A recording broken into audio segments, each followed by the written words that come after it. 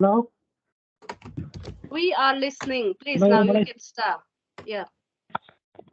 मलाई मलाई सुनिरहनु भएको छ? Hello Yes. सुनिरहेका छौँ हामीले. म बढी समस्या भएको हुनाले नेट हुन सक्छ, यसको लागि सरी। Okay, okay. म आफ्नो प्रेजेन्ट चाहिँ गर्न गइरहेको छु। मैले अहिले भिडियो चाहिँ अन गरेन, बत्तीको अलिक समस्याले गर्दाखेरि। Okay, if so, it's okay. And we started recording, and we keep these record classes in Moodle too. Okay. Now let's start, Revatji. मैले अहिले स्लाइड प्रेजेन्टेसन गरिरहेको छु, यहाँ देखिरहेको छैन। आवाज अलिक अड्की आइरहेको छ। Roma ma'am, Yes. म अलिकति सरले प्रेजेन्टेसन गर्नुभन्दा अगाडि हाम्रो ग्रुपमा को हुनुहुन्छ, उहाँको टपिक के छ, अलिकति ब्याकग्राउन्ड बताउँदाखेरि कसो होला म्याम? Okay, it's okay. धन्यवाद म्याम। आदरणीय रुमा म्याम अनि हाम्रो सबैजना सर म्यामहरूलाई नमस्कार छ। हाम्रो यो प्यानल डिस्कसनको लागि हाम्रो पहिलो प्रेजेन्टेसन, हाम्रो पहिलो प्यानल डिस्कसन हो। त्यसकारणले गर्दा हामी चारजनाले प्यानल चाहिँ डिस्कसन गर्दैछौँ। केही कमी कमजोरी भयो भने यहाँहरूले सजेसन दिनुहोला, फिडब्याक दिनुहोला भन्ने हामी आशा राख्दैछौँ। र आज हाम्रो क्वालिटेटिभ रिसर्च अन्तर्गतको न्यारेटिभ इन्क्वायरी को टपिकमा हाम्रो साथी दुर्गा बहादुर रावत सरले चाहिँ आज प्रेजेन्टेसन गर्न गइरहनु भएको छ। त्यस्तै हाम्रो डिस्कसनको रोलमा चाहिँ हाम्रो खिमानन्द गेवाली सर हुनुहुन्छ र मोडरेटरमा म स्वयं छु यादव कुमार थापा र प्र्याक्टिस क्वेसनमा हुनुहुन्छ हाम्रो नरबहादुर साई सर। र यसपछि अब म यो फ्लोर चाहिँ हाम्रो दुर्गा बहादुर रावत सरलाई चाहिँ आफ्नो प्रेजेन्टेसन हुनको लागि चाहिँ अनुरोध गर्छु। धन्यवाद। Over to you Durga Bahadur Rawat sir. Thank you. Thank you so much, Yadav sir. And someone, if you are confused about the role of moderator, and you can learn from the Yadav Kumar sir. What the Yadav Kumar sir did now, your role will be like this. Okay, you run this session. Thank you so much. Thank you, ma'am. म सुरु गर्छु अब। Okay.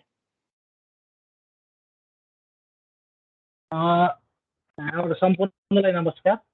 Presenter म Durga Bahadur Rawat. Topic चाहिँ narrative इन्क्वायरीको बारेमा छ। अब यो न्यारेटिभ इन्क्वायरी भनेको के हो भन्ने कुरा म सुरुमा तपाईहरुलाई केही कुराहरु भन्न चाहन्छु। The term narrative comes from the verb to narrate or to tell in detail as a story. MPhil लेक्जनर ट्रथ र हकिन्सले 1980 मा पेज नम्बर 442 मा चाहिँ यो न्यारेटिभ इन्क्वायरीको बारेमा न्यारेटिभको बारेमा चाहिँ भर्बहरु कसरी आयो भन्ने कुरा दिएको छ। र इन्क्वायरी भनेको त the act of inquiring or seeking of information by asking question, interrogation of question, यो चाहिँ डिक्सनरीबाट मैले ल्याएको हो। अब न्यारेटिभ इन्क्वायरी भनेको त कुनै कुराहरूलाई कथाको रूपमा कसरी हुन्छ, कुनै व्यक्तिहरूको बारेमा अथवा कुनै समूहको बारेमा पनि यसलाई हामीले क्वेसनियर गरेर अथवा केही कुराहरूको बारेमा रिसर्च गरेर हुन्छ, एकदम कथा लेखन जस्तो एकदम डिटेलमा गएर हामीले यसलाई चाहिँ यो न्यारेटिभ इन्क्वायरीको बारेमा हामीले गर्न सक्छौँ। त्यस्तै गरी यसको पर्पज चाहिँ के छ भने narrative inquiry can reveal unique perspective and deeper understanding. हामीले चाहिँ यसलाई छुट्टै एउटा व्यवस्थित तरिकाले चाहिँ एउटा युनिक तरिकाले चाहिँ त्यसलाई प्रस्तुतिकरण गर्ने र त्यसलाई गहिरिएर अध्ययन गर्नको लागि हामीले योलाई लिइन्छ। Sorry often giving voice to marginalize population whose perspective is not often sought. अब यो केही सीमान्तकृतहरूको बारेमा आवाज उठाउने चाहिँ प्रयास गरिएको देखिएको छैन। त्यस्तै गरी अब definition of narrative inquiry. Narrative inquiry records the experience of an individual or small group, revealing the life experience or particular perspective of that individual, usually primarily through interview, which is the recorded and ordered into chronological narrative. विशेष गरी narrative inquiry भनेको एउटा कथा सोधखोज अथवा कथा लेखन जस्तै विभिन्न किसिमका अनुभवहरू, व्यक्तिका अनुभवहरू, कुनै समूहका कुराहरू, त्यसलाई चाहिँ व्यक्तिगत अनुभवहरू र त्यसका केही इन्डिभिजुअल पर्सपेक्टिभहरू र त्यसलाई चाहिँ कसरी हुन्छ अन्तर्वार्ताको माध्यमबाट रेकर्ड गरेर हुन्छ या यसलाई क्रोनोलोजिकल अर्डरमा राखेर यसलाई चाहिँ बनानुक्रम अनुसार त्यो वर्षको चाहिँ कसरी त्यसलाई छुट्याउने पास्ट फ्युचर प्रेजेन्ट यस्ता कुराहरू आउन सक्छन्, त्यसलाई चाहिँ हामीले लिन सकिन्छ। त्यस्तै गरी अब philosophical influence on narrative knowing and views of reality भनेको छ। केही कुराहरू मैले थपिरहेको छु। मेरो स्लाइड ह्याङ भयो जस्तो छ। पोस्ट मोडर्निजममा examine take for granted assumption मैले केही सठिक रूपमा मात्रै राखेको छु यहाँ। सोसियल कन्स्ट्रक्सनिजममा the kind of knowledge has relevance for participant as well as researcher and can be transforming for both. चिङटन 2009 मा यो यसको साइटेसन छ। Constructivism often used interchangeably with social construction, but they differ. Feminism value of multiple ways of knowing, including what have been referred to as a woman's way of knowing. Blanky et al. 1986 which includes institution, tactic knowing, sensing, feeling, use of images, dreams, etc. Philosophical influence चाहिँ यो न्यारेटिभमा कसरी चाहिँ छपाउने अथवा यसको भ्युजहरू के छ, वास्तविकता के छ भन्ने कुरा चाहिँ यो केही कुराहरू मैले यहाँ टिपोटी गरेको मात्रै छु। इन डिटेलमा अब हामी अझै रिसर्चहरू यसो गर्दै जाँदाखेरि हामी यसलाई खोज्ने नै छौँ।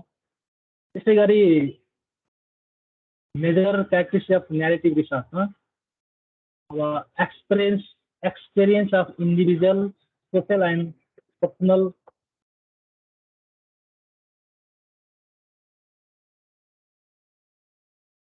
chronological experiences, past, present and future experiences, life stories, first person or oral account of action obtained through field text or data. Restoring, retelling, or developing meta story from the field text, coding the field text for the themes or categories, incorporating the context and place into the story or themes. It's a collaboration between the researcher and the participant in the study, such as negotiating field text. यसका narrative रिसर्चको सबैभन्दा केही महत्त्वपूर्ण विशेषताहरू मैले यहाँ भनिरहेको छु। तपाईँहरूले बुझिसक्नु भएको छ। नेपालीमा बोलिरहेको छु, यसको लागि सरी। मैले इङ्ग्लिसको लागि चाहिँ धेरै प्रयास गरिरहेको छु। 12 वर्षपछि म अहिले फेरि यो आफ्नो यो रिसर्चलाई अगाडि बढाउन गइरहेको छु। यहाँहरूले साथ सहयोग दिनु होला। मैले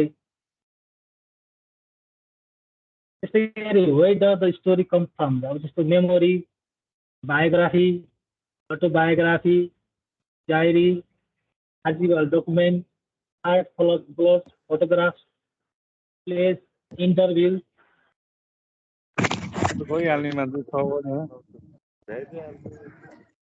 मेथडहरू छ। Interview, qualitative survey, recording of oral history document can be used as support for correlation and triangulation of information mentioned in interview. Focus group can be used where the focus is small group or community.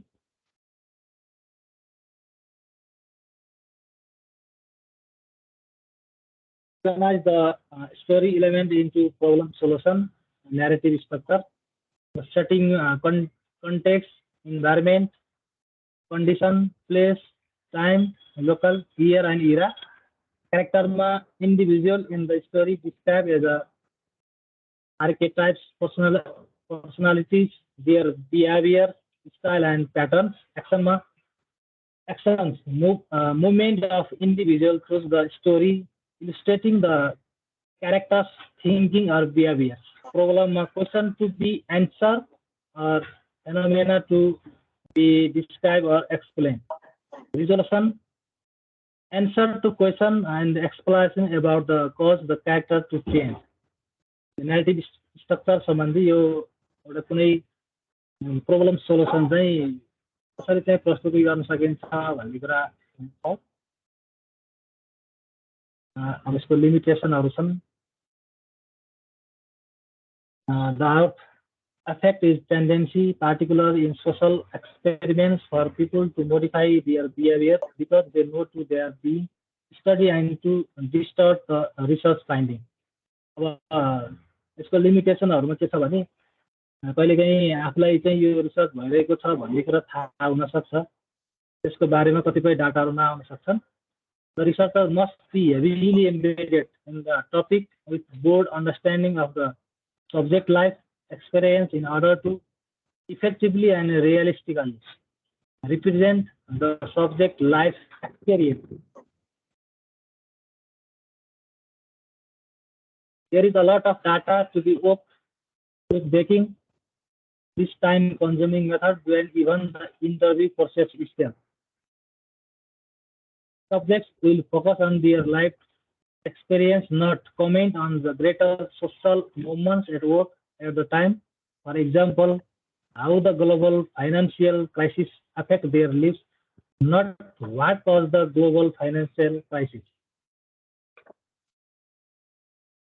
This research method relies heavily on memory of the subject, therefore triangulation of the information is recommended, such as asking the question in a different way at a later date, looking for correlating documentation or interviewing similar related participants. References are. Thank you for the attention. मैले अब जति सबै भने पनि तपाईहरुले चाहिँ अब English Nepali दुईटै यसमा यसो सुझावहरु सल्लाहहरुको प्रतीक्षामा छु। रुमा म्याम मैले Okay, thank you so much. Now our moderator Yadav Kumar Thapa sir. धन्यवाद म्याम। धन्यवाद दुर्गाबहादुर राउत सर यहाँको राम्रो प्रस्तुतिको लागि। यहाँको प्रस्तुति राम्रो थियो। वास्तवमा क्वालिटेटिभ स्टडी डिजाइन अन्तर्गत जुन न्यारेटिभ इन्क्वायरी छ त्यो त्यसको शाब्दिक अर्थ के हो, त्यो किन प्रयोग गरिन्छ, त्यसको मेथोडोलोजी के छ, क्यारेक्टरिस्टिक्सहरु के छन् र त्यसका लिमिटेसनहरु के छन् भन्ने कुरा यहाँले प्रेजेन्ट गर्नुभयो। अब हाम्रो प्यानलमा अर्को सर हुनुहुन्छ खिमानन्द गेवाली सर। उहाँले यो प्रेजेन्टेसन जुन हाम्रो दुर्गाबहादुर राउत सरले गर्नुभयो त्यसमा केही थप कुराहरु छ कि अथवा केही क्रिटिकल फिडब्याकहरु छ कि अथवा केही कुराहरु क्वेरीहरु यहाँको छ कि अथवा आफ्नो कुनै कुराहरु पोइन्टहरु एड गर्न छ कि भन्ने कुराहरु राखिदिन र अब बाँकी केही फिडब्याकहरु पनि छ भने थपिदिनको लागि अबको फ्लोर म खिमानन्द गेवाली सरलाई हस्तान्तरण गर्दछु। Khimanand Gewali sir, over to you. र यदि यहाँबाट केही क्वेशनहरु आयो भने दुर्गाबहादुर राउत सर हजुरले यहाँ चाहिँ एन्सर रेस्पोन्स दिन सक्नुहुन्छ। त्यसपछि हामी अरु चाहिँ सेसनमा जान्छौं र हाम्रो जुन अडियन्स हुनुहुन्छ उहाँहरुलाई पनि केही क्वेशनहरु यदि छ भने सोध्ने मौका पक्कै दिनेछौं। धन्यवाद। Over to you Khimananda Gewali sir. Thank you, Yadav Kumar Thapa sir. First of all, I put some of my views over Durgabahadur Raut sir. Your presentation is very fantastic, and really it is notable. I really influenced, by your presentation and the deep study. There may be some problem in the network, so that's why your voice was not so clear. But the content, whatever you have brought, are very good. So today, my role is little bit different. I have not prepared more information about the narrative inquiry. Generally, just after getting some information, the slide from Mr. Durgabahadur Rao sir. So I am going to keep some of the words from my side. Okay, sir. Durga sir. Thank you, sir. Thank you. म केही कुरा राख्ने अनुमति चाहन्छु दुर्गा सरसँग। हुन्छ sir. Sir, as you have already said, this narrative inquiry, सरले भन्नुभएको छ, if I tell according to your slide, what I have understood, that narrative means story, and narrator means a person who tell story. हैन, हजुरले भनेअनुसार narrative भनेको एउटा कथा हो। न्यारेटर भनेको मैले थोरै यो न्यारेटर भन्ने शब्द यहाँ जोड्न चाहे। Narrator means a person who tell story, हैन। यो स्टोरी चाहिँ itself is narrative and the person who tell story is narrator, and inquiry means questioning, request for the information. It is very clear the inquiry words. So hence, if I merge it, and यसलाई हामीले add गर्यो भने, if I combine it, if we bounded it, then in short, a narrative inquiry means the listening to the story.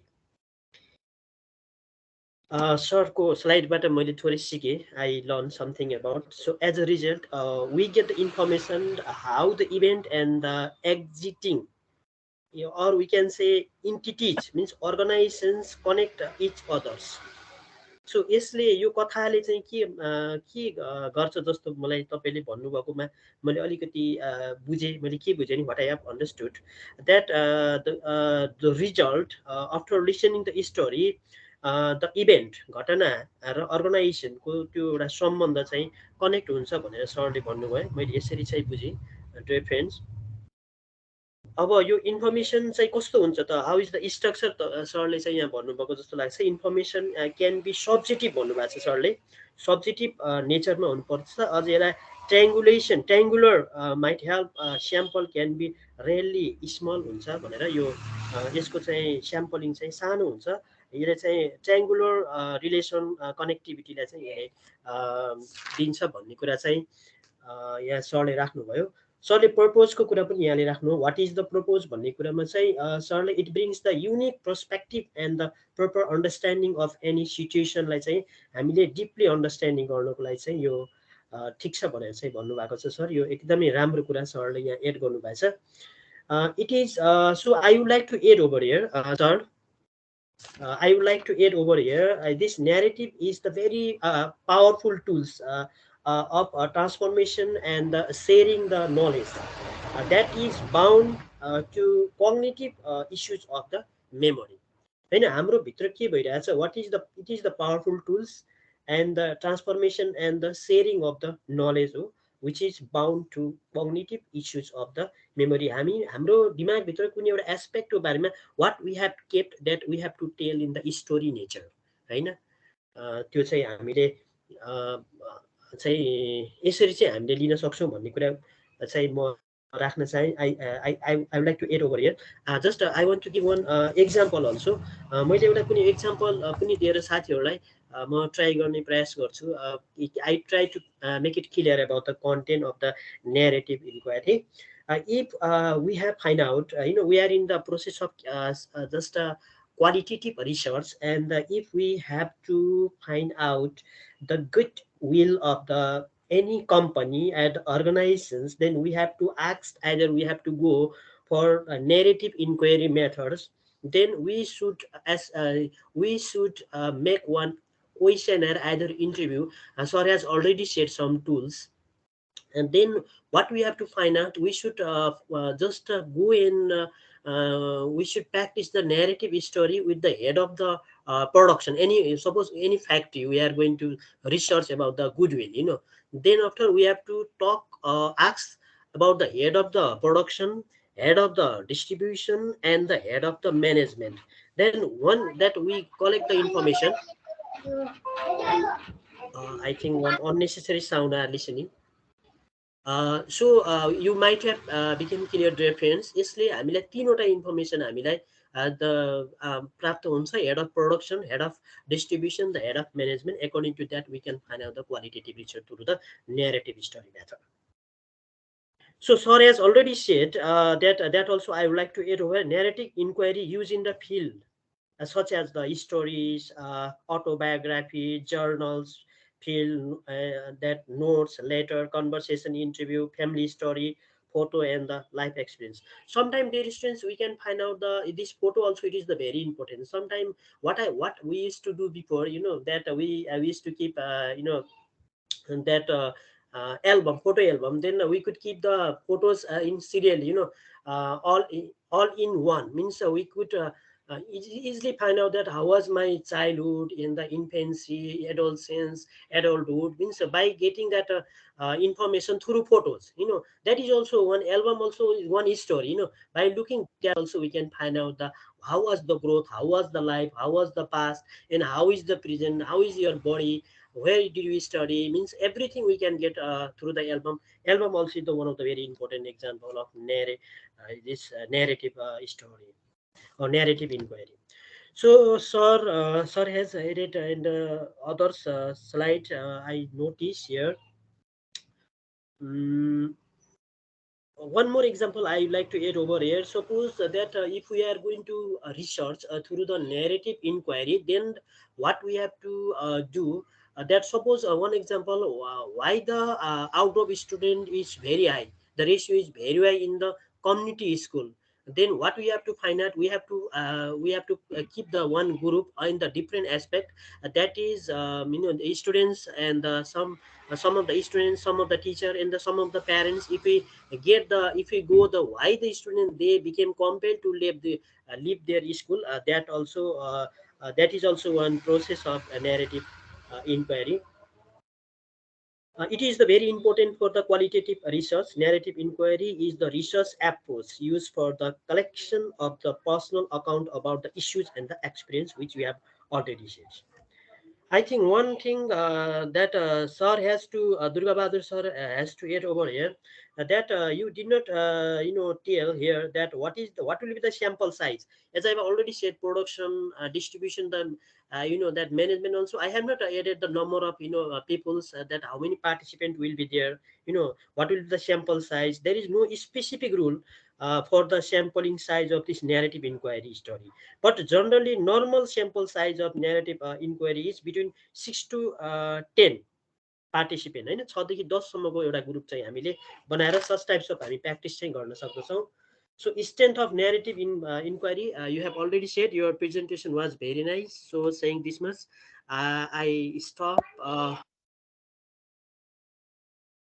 Thank you, Kimanand Gewali sir, for your nice review and constructive feedback. Durga Bahadur Rao sir, would you like to add something about the review of Mr. Kimanand Gewali sir? Okay, sir.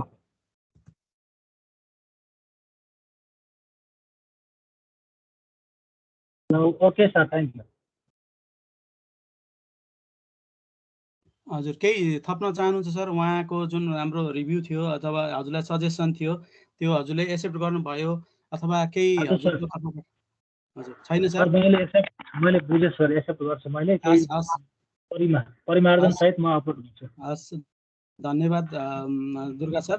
अब हामी कार्यक्रमको अर्को सेसनमा जाँदैछौँ. अब हामीसँग Narbahadur Shahi sir हुनुहुन्छ र उहाँले चाहिँ अब यो हाम्रो जुन टपिक हो, हामी त एज अ स्टुडेन्ट हामीले यो प्र्याक्टिस पनि गरिरहेका छौँ. अब यो न्यारेटिभ इन्क्वायरी जुन हाम्रो टपिक छ, त्यो टपिक हाम्रो पढाइ भइरहँदाखेरि भोलिका दिनमा जस्तै क्लासमा होइन यो सम्बन्धी क्वेसनहरू आउन सक्छन् हामीलाई होइन, इक्जाममा, इन्टर्नल एक्सटर्नल इक्जामहरूमा. त्यस्तो बेलामा चाहिँ कस्ता किसिमका what sort of question can be made one short and one long question भनेको छ.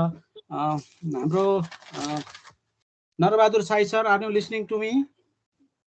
मलाई सुन्दै हुनुहुन्छ नरबहादुर सर? नमस्कार है सर. हजुर नमस्कार सर. अबको फ्लोर हजुरको लागि. अब हजुरले यसमा यो कस्ता यो न्यारेटिभ इन्क्वायरी जुन हजुरले सुन्दै हुनुहुन्छ, हजुरको केही भ्यू पनि राख्न सक्नुहुन्छ र के कस्ता किसिमको क्वेसनहरू चाहिँ यसमा चाहिँ हजुरको चाहिँ भोलि क्यान बी मेड होइन, सोध्न सकिन्छ भन्ने कुराहरू पनि केही राखिदिनु हुन अनुरोध गर्छु.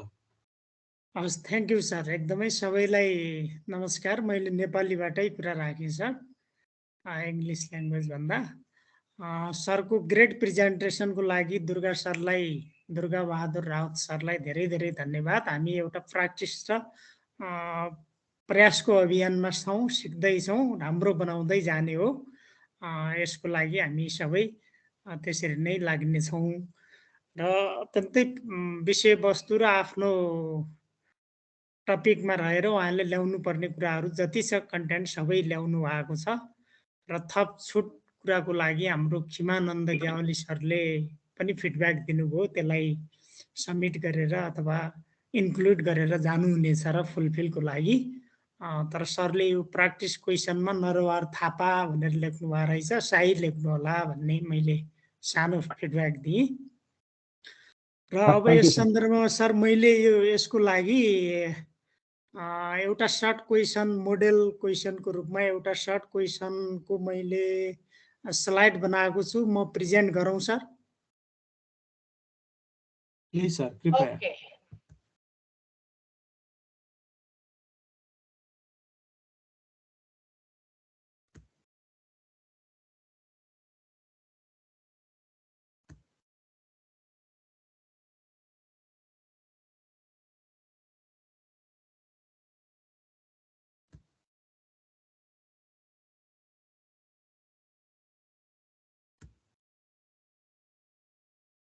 सर देखिया छ मेरो स्लाइडहरू? देखिएन त सर। देखेन है सर? एकैछिन है त सर।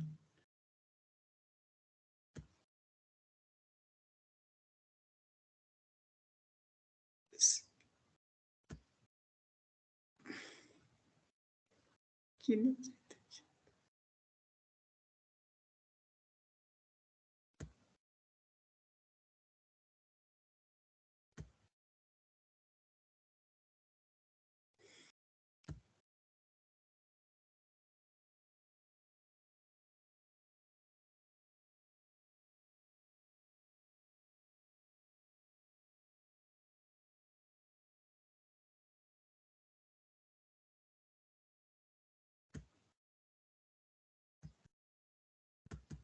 सर देखिया छ अहिले?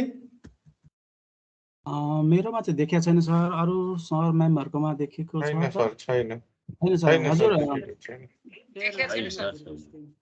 किन चाहिँ डिस्टर्ब भयो सर? भर्बली नै भनौँ सर, पछि लेखेर प्रेजेन्टेसन गरौँला नि सर यसको रिपोर्ट बनाउँदाखेरि। स्टप स्क्रिन आयो शेयर सर, आयो देखियो सर। आछ सर? देखियो, तर प्रेजेन्टेसन खुलेको छैन, हाम्रो टिम चाहिँ खुलेको देखिएको छ सर। अब हजुर खोल्नुहोस् न। यो प्रेजेन्टेसन देखियो सर? देखियो सर, देखियो। अब त्यसलाई स्लाइड सो मोडमा जानु सर, त्यो कचौरो जस्तो छ नि सर। हजुर हजुर। एकैछिन सर।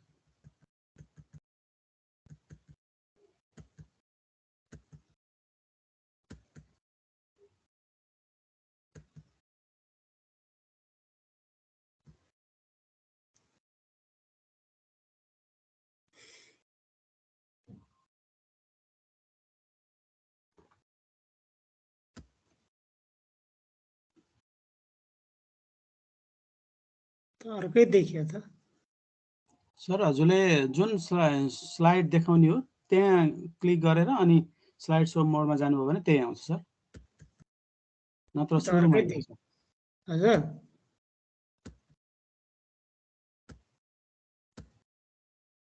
फेरि स्टप होस्। न्यारेटिभ इन्क्वायरी पनि देखेको थियो सर हजुरको, सायद 7औं 8औं सर म आउँदैछ एकैछिन सर। हस् सर, हस्। यो ब्याक भइहाल्यो।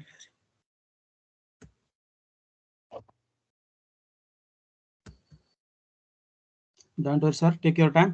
यसै बिचमा चाहिँ म सरको प्रेजेन्टेसन आउँदै गर्दाखेरि चाहिँ हाम्रो यो कार्यक्रम ऱ्यापअप हुनु र रुमा म्याडमको फाइनल कन्क्लुजन आउनुभन्दा अगाडि चाहिँ एकजना साथीलाई म अहिले मतलब भन्न चाहन्छु कि एकजना कोही सर अथवा म्याम तयार हुनु होला। एकजनाले पार्टिसिपेन्ट मध्येबाट एकजनाले मात्रै सर यो अहिले म भिजिबल छु सर।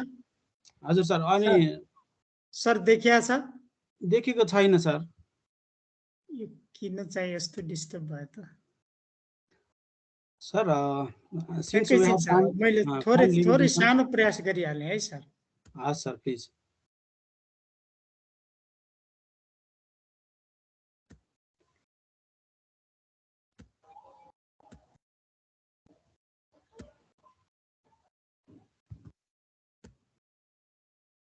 देखियो नि सर? हजुर सर, हजुर देखियो सर, अब खोलौँ त सर। ल अब एकैछिन म खोलेर यसमा है यो देखिया छ सर अहिले? हजुर सर, हजुर सर देखिएको छ सर। ल सबैलाई पुनः फेरि नमस्कार। मैले यो क्वालिटेटिभ रिसर्चमा नेरेटिभ इन्क्वायरी प्र्याक्टिस क्वेसनमा what is narrative inquiry in short question भनेर यसरी लेखेँ, प्रश्न गरेँ र त्यसपछि यसको एन्सरमा narrative inquiry is that type of method which is used for qualitative research design.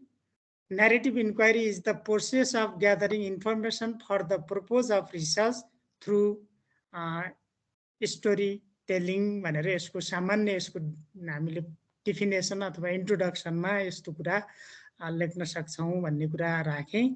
र त्यसै गरी डिफिनेसनमा narrative inquiry record the experience of an individual or small group revolving the lived experience or particular perspective of that individual, usually primarily through the interview, which is then record and order into a chronological narrative भनेर यसरी यो मैले short क्वेसनमा यस्तो question आयो भने यसरी लेख्न सकिन्छ होला भन्ने कुरा राखेँ।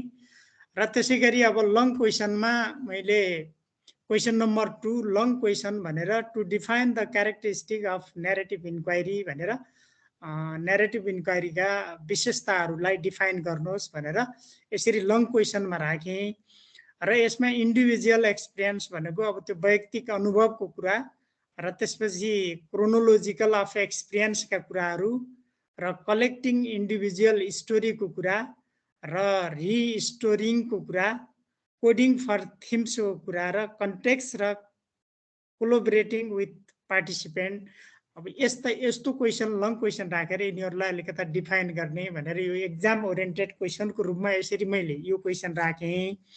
र त्यसपछि अब यो रिसर्च क्वेसन अथवा रिसर्च टाइपको नेरेटिभ इन्क्वायरीमा जस्तो हामी कस्तो खालको क्वेसनहरू राख्न सक्छौँ भन्दा जस्तो 50 वर्ष पुगेको व्यक्तिले अब MPhil गर्दै गर्दाको विद्यार्थी जीवनको अनुभव कस्तो हुनसक्छ भन्ने रिसर्च क्वेसन पनि हुनसक्छ भन्ने लागिरहेछ। र त्यस्तै गरेर अर्को क्वेसनमा जस्तो एकल महिलाले सामाजिक जीवनमा भोगेका आन्तरिक वास्तविक कठिनाइहरू कस्ता हुन सक्छन् भन्ने जस्ता क्वेसनहरू लिएर हामीले नेरेटिभ इन्क्वायरी मोडललाई अथवा मेथडलाई प्रयोग गरेर क्वालिटेटिभ रिसर्च गर्न सक्छौँ भन्ने कुरा पनि राखेँ। अहिलेको लागि मेरो यो प्रयास अथवा मैले गर्न खोजेको कुरालाई यही अन्त्य गर्ने अनुमति चाहिँ यसमा थप केही कुरा भयो भने म त्यो कुरालाई एक्सेप्ट गर्न तयार छु। म स्क्रिन सेयर स्टप गरौँ सर है त? हुन्छ सर, हस्, धन्यवाद। अरू केही छ सर? यसैमा केही भन्नु पर्ने त छैन। धन्यवाद नरबहादुर साई सर। हाम्रो प्रेजेन्टर साथीले प्रेजेन्ट गर्नुभयो, त्यसपछि रिभ्युअर फिडब्याकर जुन साथीले एज अ डिस्कसनको रोल पनि हाम्रो किमानन्द सरले दिनुभयो। अब अन्तमा हाम्रो कार्यक्रम अब यो प्यानल डिस्कसन अन्ततर्फ गइरहेको छ र अन्तमा हाम्रो म्यामले यसलाई कन्क्लुड गर्नुभन्दा अगाडि चाहिँ हाम्रो यो हामी जुन प्यानल छौँ हामी 4 जना भन्दा बाहेकको कुनै एकजना पार्टिसिपेन्टले ओभरअल जस्तै हाम्रो प्रेजेन्टेसनको प्रेजेन्टेसन कस्तो थियो, डिस्कसनको रोल कस्तो थियो, एज अ मोडरेटर मेरो रोल कस्तो थियो, हाम्रो प्र्याक्टिस क्वेसनको रोल कस्तो थियो, के कुराहरू यसमा थप्दाखेरि चाहिँ अझ राम्रो हुन्थ्यो भन्ने कुरा भनिदिनु हुन अनुरोध गर्दछु, ताकि भोलिका दिनमा हामीलाई अझ फिडब्याक मिलोस्, ऊर्जा मिलोस् र हामीले आफूलाई सच्याउन सकौँ। कुनै एकजना साथीले भोलिन्टियरले प्लिज। Thank you sir. मैले यो हस्, धन्यवाद नरबहादुर सर। मैले कसैको नाम लिन, यहाँहरू मध्ये कुनै एकजना sir yeah म्यामले।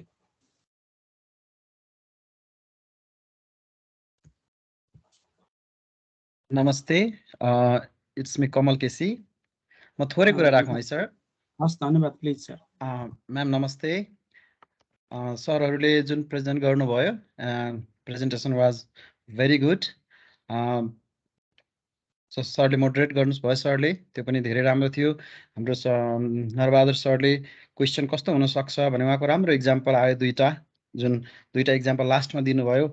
Maybe that would be good for research question. यति हुँदाहुँदै पनि हामीहरूमा यहाँ अलिकति मैले थोरै जोड्न चाहेँ। यो एउटा न्यारेटिभ क्वालिटी रिसर्चको एप्रोच हो भन्ने लाग्छ मलाई। यो एप्रोचमा चाहिँ अब सरहरूले जुन अघि मेथड भन्नुभयो, फोटो हुनसक्छ, स्टोरी टेलिङ हुनसक्छ, अटोबायोग्राफी हुनसक्छ भन्नुभयो। मलाई एउटा कुरा लागेको, रुमा म्यामले पछि क्लियर गरिदिनु होला यसमा चाहिँ, यो we are studying to others or we are studying to self. Narrative इन्क्वायरीले आफ्नो बारेमा पनि केही एक्सप्लोर गर्छ, आफूलाई रिसर्च गर्न मिल्छ कि मिल्दैन, यसले अरूको मात्र रिसर्च गर्छ कि आफ्नो पनि रिसर्च गर्न सक्छ। किन भन्दा अटोबायोग्राफीले चाहिँ नर्मली आफ्नो बारेमा बोल्छ भन्ने लाग्छ। यसको बारेमा रुमा म्यामले केही भन्नु होला। हस्, थ्याङ्क यू। धन्यवाद कमल सर। अब हामी हाम्रो प्यानल डिस्कसनको करिब करिब अन्ततिरै आइसकेका छौँ। हाम्रो प्रेजेन्टेसन गर्ने साथीहरू, फिडब्याक दिने साथीहरू, क्वेसन भने सर, अनि त्यसपछि हाम्रो एक्सटर्नल टिमभन्दा बाहेक कमल सर, सबैजनालाई धन्यवाद दिन चाहन्छु। र अन्त्यमा म आदरणीय रुमा म्यामलाई चाहिँ ओभरअल हाम्रो फिडब्याक, हामीलाई फिडब्याक, कन्स्ट्रक्टिभ फिडब्याक दिनु हुन अनुरोध गर्दै सुनिदिनु हुने साथीहरू र साथमा हाम्रो जति पनि साथीहरू हुनुहुन्छ सबैलाई, प्रेजेन्टरलाई चाहिँ धन्यवाद दिन चाहन्छु। र यति भन्दै म आफू पनि यसबाट बिदा हुन चाहन्छु। धन्यवाद। Thank you so much, Yadav Kumar Thapa sir, and all of you play your roles very fantastically. All of you did wonderful, and that's your performance was better than what I think. No, I'm very happy. And first, I would like to once again thanks to Durga Bahadur Rao sir. And he did from his side very hard work, and he sent the PowerPoints 2 times the mail, and again still in the morning he incorporate some points, some my suggestion, and presentation was good. And just I want to say to make the spelling also, pay attention in spelling also. For example, in discussant, you write the wrong word is there in your slide, and similarly, and some more attention give in language too. Okay, and but from your side you did well. That's good, and I feel very good. Whatever the Yadav Kumar Thapa sir conduct this panel session very effectively, and he played his role as a moderator, as a role model for other scholars, I think. And so beginning of this session, someone asked what the role of moderator. Now this is the one example, perfect example of moderator. I think I shouldn't explain more now in words. You can understand now what seen yourself, how the Yadav Kumar Thapa sir conducted this panel session smoothly and in process. That's very good. And then the discussant, as a discussant, Khemananda sir gave the very constructive suggestions and criticized too, and also helped to add some more issues and raise some issues also. And what are the limitations? What are the weak points there? What are the strong? And what should be added? And how it may be better? All this critically he analyzed his presentation and give his one views also regarding this presentation of Durga sir. That's role also very good, and then Narbahadur Sai also developed the questions, and but I would like to suggest that question 1 and 2 both should be for the short question. Even in short question for MPhil level is we are the knowledge makers and thinkers. That's why little bit we should think when we create the question, how we can the questions should demand the critically. That answer should be when we write the answer, and he or she should think critically. That's type of question we should create, develop, and both question ask the fact, but no matter, it's okay. But both 1 and 2 should as a consider as a short question, and but other 2 questions as a research topic. Research topic regarding using this narrative inquiry. Whatever the topic you raise, that is very good. And actually, according to the theory, learning theory of adult, and this is the way to way way to learn or discuss or changing ideas each other, and which helps to develop the new knowledge, create the new knowledge. And all of you did very well. And at last, as a participant, Kamal sir asked the one question, and yes, inquiry, narrative inquiries, we studies about others to understand deeply and to find out the solution too at the same point. And similar, we can study ourselves also at the under the autobiography. And I think I gave your query. If not, again we can discuss. And thank you so much. And for this session, this panel session, first panel session is over now. And thank you so much. Any query, please? If not, and I would like to present my my presentation. Sometimes I would like to present my presentation. After then, we will come back to another panel session. What do you think?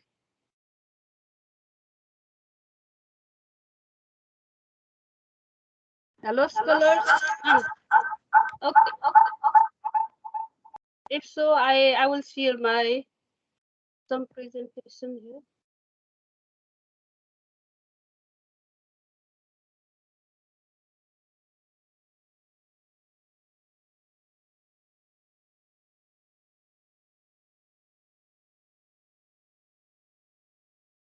I would like to request what stop the sharing. Yeah, no. Mm.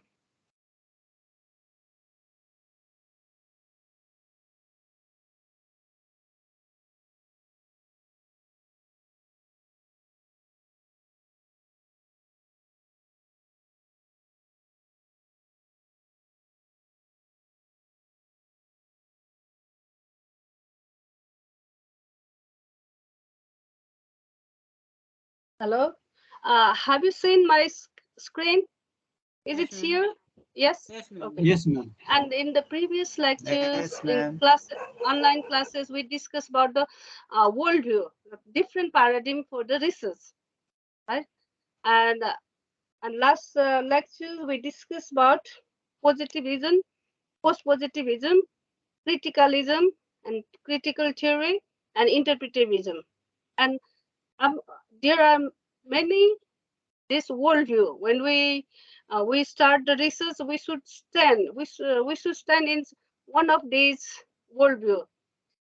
And among those, and one today we discuss one more new paradigm, research paradigm, that is postmodernism.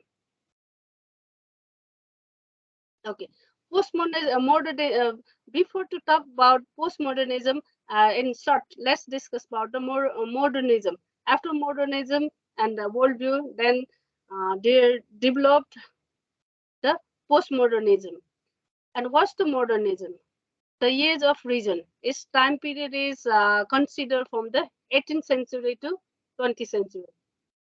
And antifaiths, superstition, revelation, Newtonian science, and progress, materialism, and civilization, colonization, all these issues came in the modernism. And in some author or in some book, it's mentioned that what is modernism start from the 1910 until the Second World War, and then modernism start from the after Second World War. And all this in World War especially focus in the name of democracy, no? And Second World War also was mainly focused on the democracies and this fact of science and civilization because of colonizations. All these issues was connected with time till time Second World War. After that period, and we consider the new postmodernism. And if so, what was the pillars of modernism? And modernism, it's believe in God. God is in superpower, and then king, and then individual mind, and democracy, science, and this leads to the modernism. Modernism stand in this faiths. What's power of God, power of king, and focus on individual mind, and then focus on democracy, because democracy is the best. It's considered like that. And science, everything should be related to science. If not related, and if not able to check in scientifically, and that's not true. Like this is belief. And then after some period of time, what's happened? Loss of faith in God, that's gone, right? And loss in faith in king, loss in faith in democracy, and loss in faith in science. And because of these issues, and postmodernism rise. हामीले पहिला पनि discuss गरेका थियौँ, एउटा world view प्याराडिमबाट अर्को world view प्याराडिममा कसरी generate हुन्छ भन्ने प्याराडिम शिफ्ट प्रिन्सिपल फर्स्ट लेक्चरमा डिस्कस गरेका थियौँ। किन मोडर्निजमबाट पोस्टमोडर्निजम प्याराडिम शिफ्ट किन हुन आवश्यक भयो, हुन गयो त भन्दाखेरि जुन पिलरमा चाहिँ मोडर्निजम रहेको थियो, गड, किङ, डेमोक्रेसी, साइन्समा, त्यही के भयो त त्यही कुरा भट्किन थाल्यो हैन। डेमोक्रेसी गयो, किङ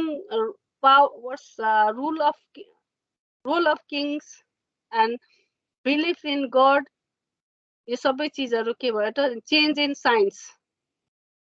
यो सबै चेन्ज इन साइन्स कसरी न्युटन लज, न्युटन मा जुन साइन्समा रहेर सबै भइरहेको थियो, त्यसमा के भयो त अल्बर्ट आइन्स्टाइनको रिलेटिभिटीले गर्दाखेरि त्यसको सबै कन्सेप्टमा चेन्ज आयो। यो सबै कारणले गर्दाखेरि कतातिर मोड्यो त new world view rise, that is postmodernism. And postmodernism considered as begins from after Second World War, an antithesis of modernism. And postmodernism, a worldview that's characterized by reaction to established norms, values, and beliefs of modernism, or age of enlightenment, mainly the belief that truth doesn't exist in any objective sense, but it created rather than discovered.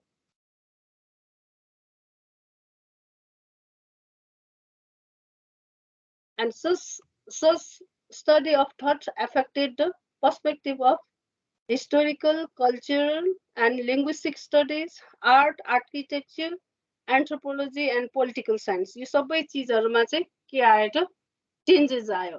जस्तै पहिला डेमोक्रेसीमा मात्र believe गर्छ, त्यसमा चाहिँ socialism हैन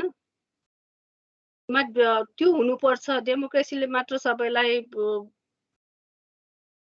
के गर्न सकिँदैन त इक्विटी डिस्ट्रिब्युसन गर्न नसक्ने भयो भनेर पोलिटिकल इस्यु त्यसरी आयो हैन। लिङ्ग्विस्ट स्टडिजमा डिफरेन्ट आयो, आर्ट एन्ड आर्किटेक्चरमा चाहिँ डिफरेन्ट भ्युजहरू आयो हैन। आर्किटेक्चरतिर पहिला चाहिँ डिफरेन्ट फिक्स सेपमा बिल्डिङहरू बनाउने कन्सेप्ट थियो, अहिले हामी जतासुकै बाहिरतिर जाँदा देख्छौँ कि बिल्डिङको सेपहरू नै डिफरेन्ट आइरहेछ। पहिला चाहिँ सबै चारपाटे खालको अथवा एउटै स्ट्रक्चरको, एउटा स्ट्रक्चरभित्र पनि अहिले डिफरेन्ट सेपमा डिफरेन्ट थिममा बिल्डिङहरू बनाउन थालेको तपाईँले देखिराख्नु भयो होला हैन। आर्टमा चाहिँ पहिला आर्टले चाहिँ सबै म्यासेज दिनुपर्छ भन्ने थियो, आजभोलि post मोडर्निजममा art is for art, हैन? अब इन्डिभिजुअलले आफूलाई जस्तो मन लाग्छ त्यसो बनाउन पाउनुपर्छ भन्ने खालको पछिल्लो पोस्ट मोडर्निजम आर्टहरू अनि कल्चर हिस्टोरिकली सबै चिजहरूमा चाहिँ डिफ्रेन्ट पर्सपेक्टिभ्सहरू दिने कुरा आइरहेछ। यो सबै चाहिँ के हो त पोस्ट मोडर्निजमभित्र हुन्छ। पछि फेरि पनि क्लियर होला, यसलाई अगाडि जाउँ अहिले। And core theme or characteristics of post modernism, a radical reappraisal of modern assumption about culture, identity, history, or language, and disillusionment with modernity. No objective truth. Truth is subjective, created, and conceptualized. योबाट the theory of truth, what we said, the theory of truth, ontology of postmodernism के हुनु पर्यो? Subjective, it should be created, and on the basis of context, contextualized. Subjective, created, and contextualized. And truth is related with the observer. How does someone observes something? Truth is depend on the observer. That's why for the any events, for the anything, there may be different truths. There are infinite way of interpretation, any thought, any event, anything, and its mean truth also. Maybe infinite truths exist. It's believed like this. This will be interpreted like this about any event or things or any evidence, and reject the possibilities of a universal, normative, and ethical judgment, which we consider, we believed, and we take as truth in the positivism. But here reject the possibilities of universal, normative, and ethical judgment, and question binary and hierarchy of idea, belief, and value system. And writing texts do not convey objective meaning or notion of truth. This last sentence, thus writing texts do not convey objective meaning or the notion of truth. It's meant, it says that when the writer writes something, first he or she think in his mind, whatever he think in same exact word cannot express in the text. Even that text also, same word will take same word meaning will be different image, different meaning for the different reader. Each individual make different meaning for the same word. That's why it's believed that writing texts do not convey objective meaning. For example, if someone that APPL apple, that means that's apple mean we think simple meaning. That's apple mean apple. We think the what's the image of apple, but everyone may not think apple means same thing. The different the people from the different culture, the people may from the different languages. That's word also may be different meaning.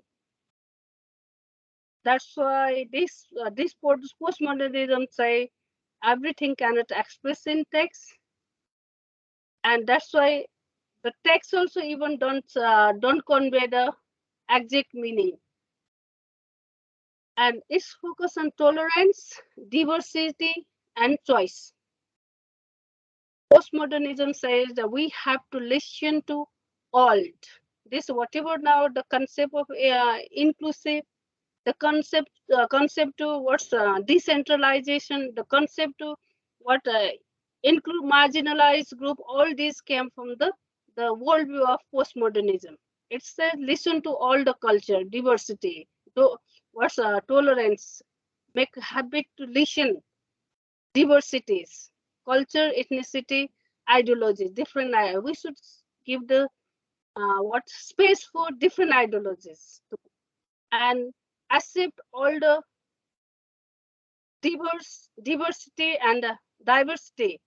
Accept all the diversities, and there are multiple choices of everyone.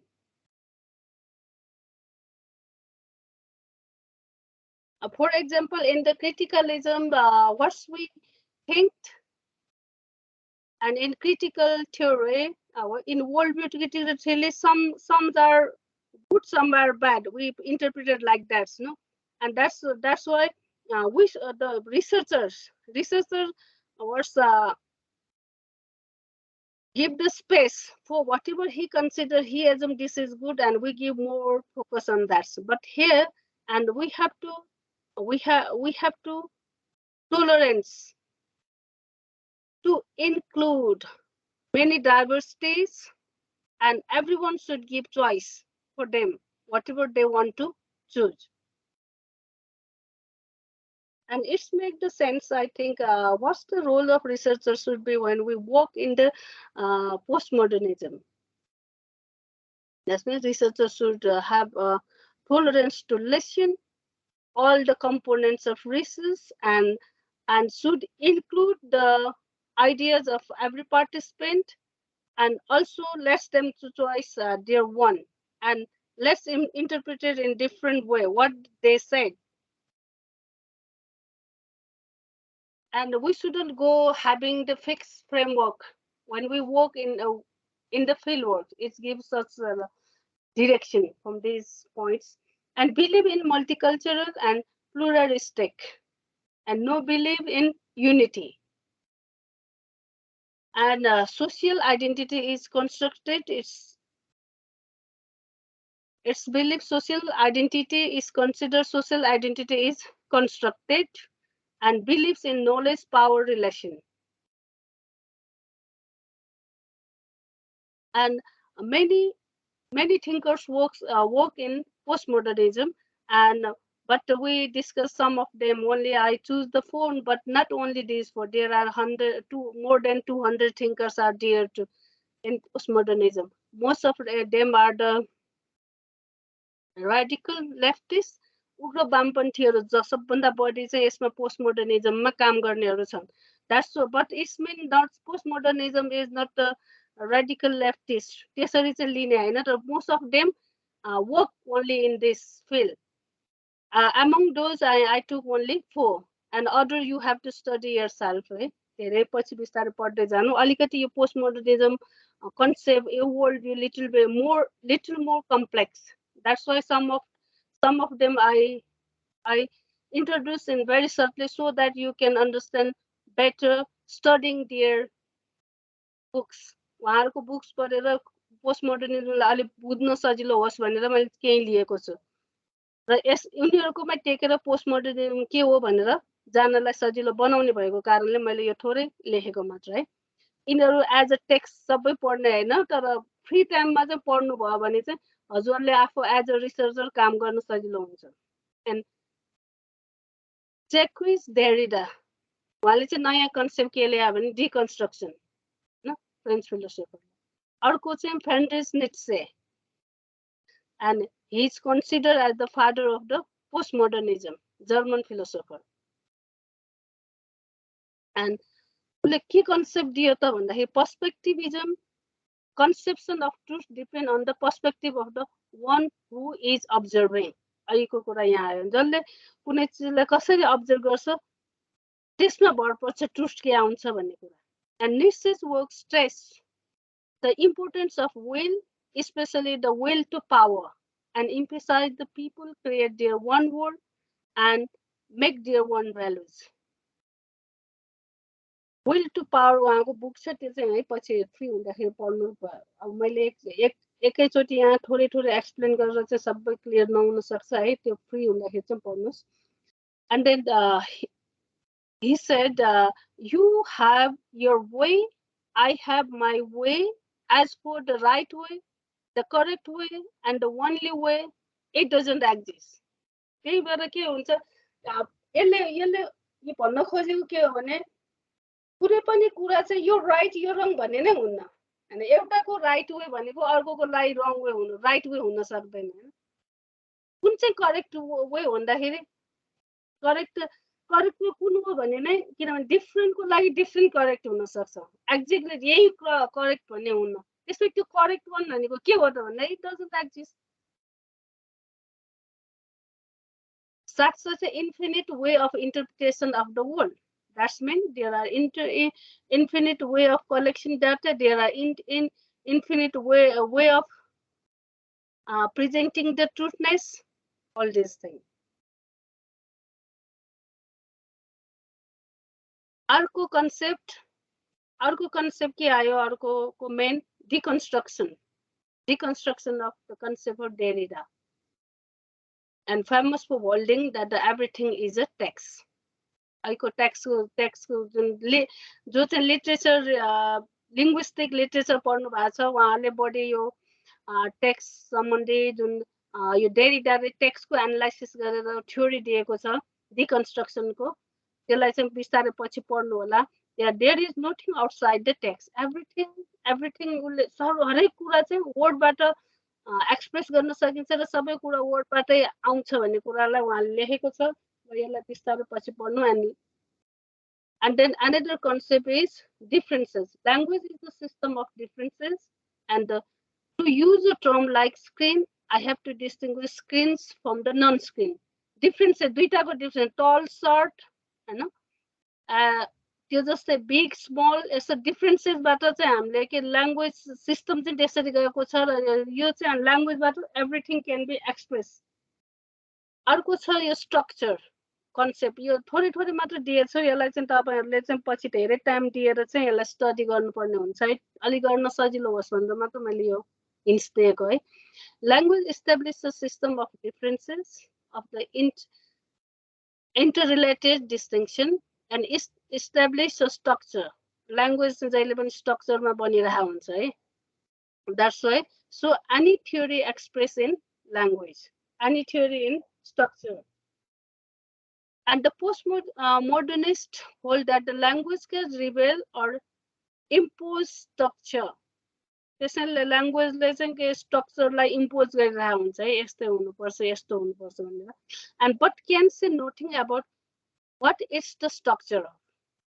An analytic philosopher might prefer to put it and thought and languages capable of determining things only up to isomorphism. This isomorphism works in terms of the mathematics. जुन म algebra मा हामीले isomorphism को concept use गर्छौं नि, त्यस्तै thought and languages are capable of determining thing only up to isomorphism.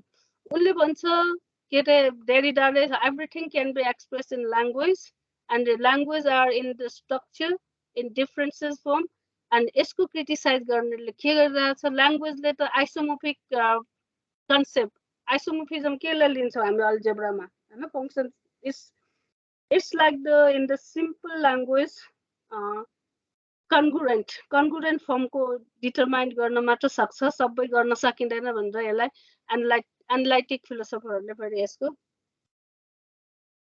criticize गरेको छ है. And अर्को छ logical form. Thought and language cannot distinguish two words that have exactly the same structure, exactly the same logical form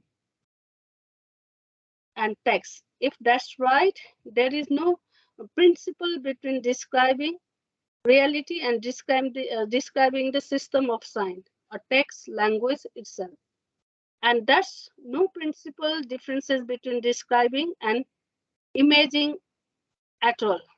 There is no sharp line between fiction and non-fiction.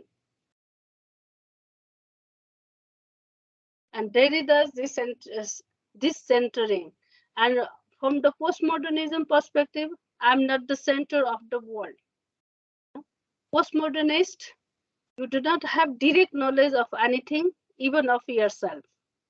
And your relation to yourself is mediated by your concept, your language, and society that gives you both.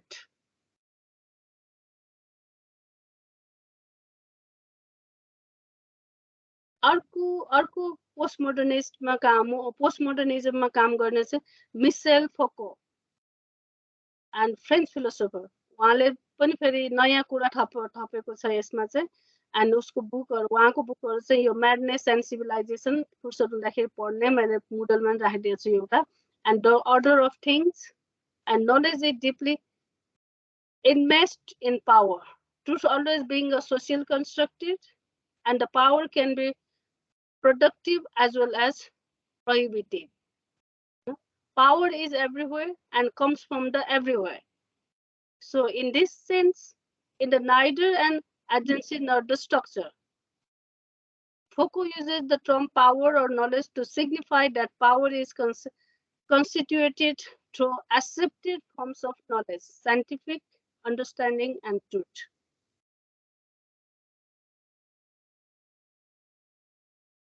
And truth is things of this world.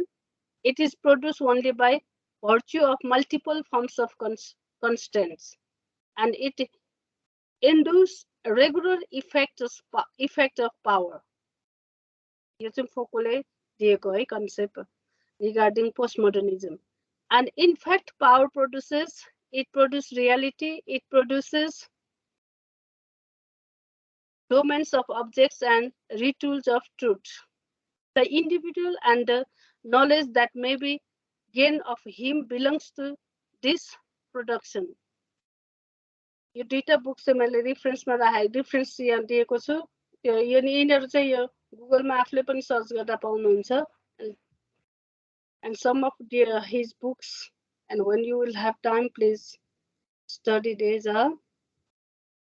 And अर्को छ Lyotard, Jane Frances Lyotard, postmodernism new ideas दिने, and he is also French philosopher and popularizing the terms postmodernism from his work, from his book, The Postmodernism Condition. Time हुँदाखेरि यो पढिदिनुस् है। And mistress of the grand narratives, Lyotard's post-Marxism also reflect his beliefs that the communism has been eliminated as the alternative to liberal capitalism.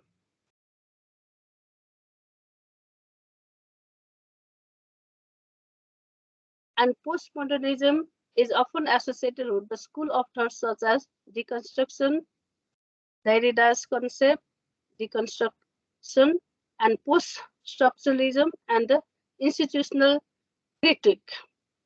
And relativism, no truths are absolute. This is the concept of postmodernism is relativism. That's mean no truths are absolute. Truths are social constructed and depending especially on the race, class, gender, and generally power status. Skepticism, objective knowledge is impossible. And that's why postmodernism is the theory of rejecting theories. Tony Cliff. यतिसम्म अघिदेखि स्टार्टिङदेखि discuss गर्दै गर्दै आउँदाखेरि के देखियो त हरेक कुराको हरेक थ्योरीको यसले के गर्छ अहिलेसम्मको जति इस्टाब्लिश थ्योरी छ कुनै पनि थ्योरीलाई मान्दैन भन्छ यसले हैन infinite way of interpretation and infinite truth and everyone should have one way यो सबै थिङले के गर्यो त यसले भन्दाखेरि हरेक established theory को rejection. That's why it is the theory of rejecting theories. Tony Cliff ले define गरेको र यसलाई चाहिँ आफ्नो माइन्डमा पनि राखौं यसले especially it's denied all the already existed theories. कुनै पनि theoriesमा बसेर हामी मान्दैनौं यो हैन भन्नेतिर लाग्छ यो हैन Logocentrism. Reason is the tool by means of which certain empower groups retain their hegemony, oppressing other groups. The emotion and experiences of such groups are to be valued over rational argument. यसले लजिकलाई पनि मान्दैन किनभने लजिकबाट अर्को ग्रुपलाई अप्रेस गर्न control गर्न use गरिरहेको हुन्छ भने हामी त्यसलाई पनि मान्दैनौं भने यसको अर्को कन्सेप्ट हो and postmodernism is the incredulity towards meta narratives. Francis Lyotard defined postmodernism as what's incredulity towards meta narratives. Meta narratives mean the story about stories, expressed in detail. And liberation, another important concept of postmodernism, and we must fight oppression by the exposing the categories, and meta-narratives by which the empower retain hegemony, valuing instead authenticity. Instead, authenticity. And postmodernism is the sense that the past is restricting, smoothly, and blackmailing us. के गरिरहेको छ अहिलेसम्मको establish थ्योरिजहरूले हामीलाई चाहिँ कुनै हामीलाई freedom plus केही सुविधा फ्री केही पाएको छैन, यसलाई मान्नुपर्छ भन्ने छैन भन्ने सेन्समा गएको छ. And social construction. Postmodernists often conclude that everything is a social construction, and society, social construction, language, social construction, and differences, concept, objects, all these are the social construction, socially constructed concepts. But this seems strange.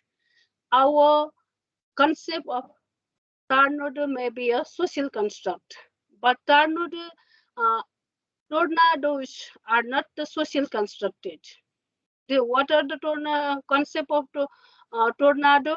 This whatever we already mentioned: society, language, culture. All these are the concept. What's social constructed?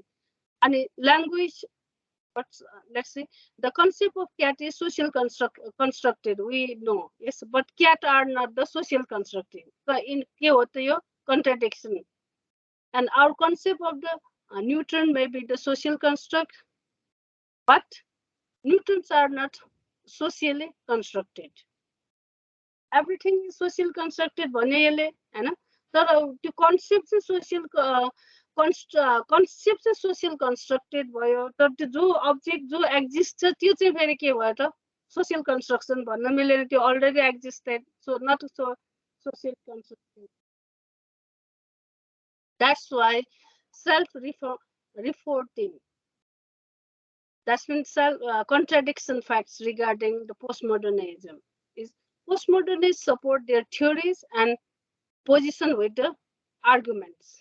But if the logic is the tool of oppression, it's not the hypocritical. Question raise contradiction concept के आयो त भन्दाखेरि उले अघि त के भन्दै थियो त आर्गुमेन्टलाई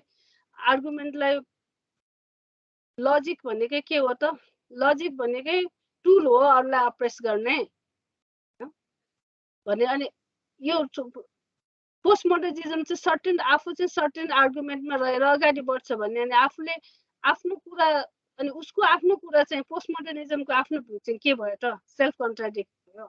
If every discourse is the tool of oppression, isn't postmodernism itself a tool of oppression? And then if so, what is the modernism and postmodernism? Differences, what's special in 2D point? And modernism, universal and objective truths, right? And in postmodernism, we consider no universal and objective truth, only plurality of perspectives. And modernism rely on rational, reason, scientific. And in postmodernism, question rationality and science. And truth is discovered and truth is created. Discover means something already there existed and just we unfold. Already there existed, just we unfold, right? And truth created means we developed, we created, not already there existed, but we ourselves created. And in facts derives from the logic and the observation. In modernism, facts derives, that means data derives from the logic and observation. And facts created by assumption. Postmodernism itself is what rely on some assumptions. And that's why facts also are facts are created by assumption. And absolute doctrine and diversity of doctrine, distrust of the grand theories and ideologies. And in modernism, objectivity, analytical and theoretical. And postmodernism, subjectivity, anarchical and experimental. So once again about the postmodernism, and it's create the space for the researcher to be expressive, ironical, and humble. Humble in what sense? If we give space to each and everything, each and everyone, there should be humble.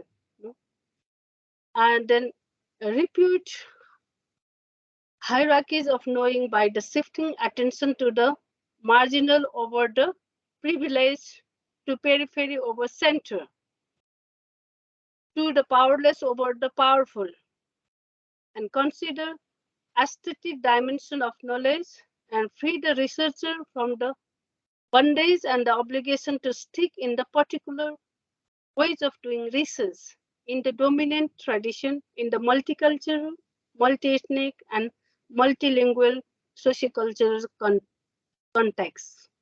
And whenever we use the other worldview as a researcher, like positivism, post-positivism, criticalism, interpretivism, that's time we should stay in the certain rules, certain we're staying in certain way of thinking, and all are already made in structure form.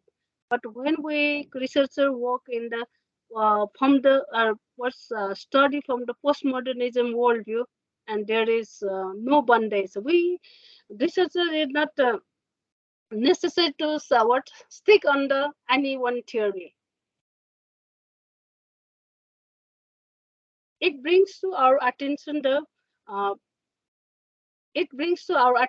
very important concept of representation. Benjamin and Lincoln told that it's when postmodernism brings to our attention the very important concept of representation, and which hold that what goes in our minds and heart is not directly accessible to the world outside us. And there is no window in our heads that allows another person to look directly into our minds and see exactly what we mean. Because whenever we go, we don't keep in head any window. Having window means having the worldview, and we don't take any worldview. Whatever that comes from the ground, whatever the comes from the existed environment field, and that's we consider as true. And the best way we can do in the represent our thought and feelings through the various means of communication.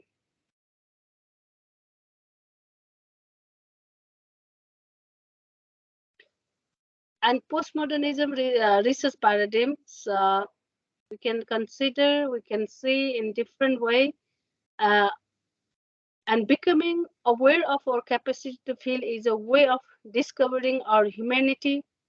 Art helps us connect with the personal, subjective emotion, and through such a process, it enables us to discover our own interior landscape. It's near to 2008. In this book, you can study about this. And aesthetic experiences provides adaptively useful information utilized for purpose of artful stories. Give shape and meaning to experiences, help us to reflect upon and lead up and dream.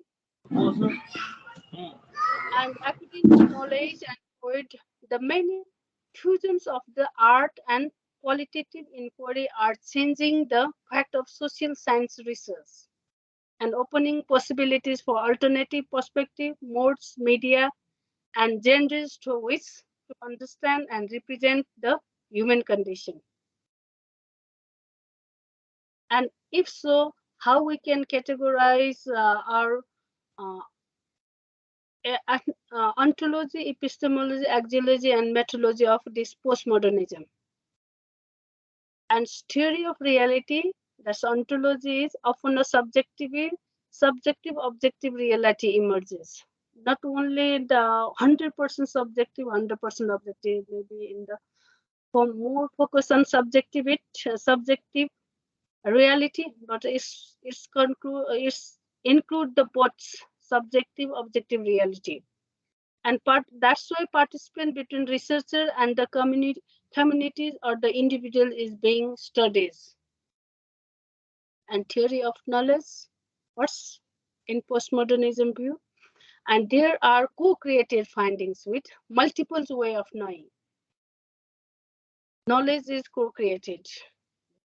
And axiology, there is respect for indigenous value. We are in the postmodernism era now. त्यही अन्तर्गत अहिले हामी धेरै इन्क्लुसिभनेसलाई लिइरहेछ, मार्जिनलाइजलाई include गर्नुपर्छ, इन्डिजिनियसलाई value दिनुपर्छ, यो सबै कुरा यही वर्ल्ड भ्यूबाट आइरहेको हो. And so, as axiology of postmodernism, there is a respect for indigenous values.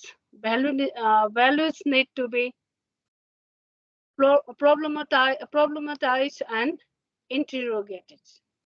And methodology, a method consists of using collaboration process of research in encouraging political participation and questioning of methods and highlighting issue and concern.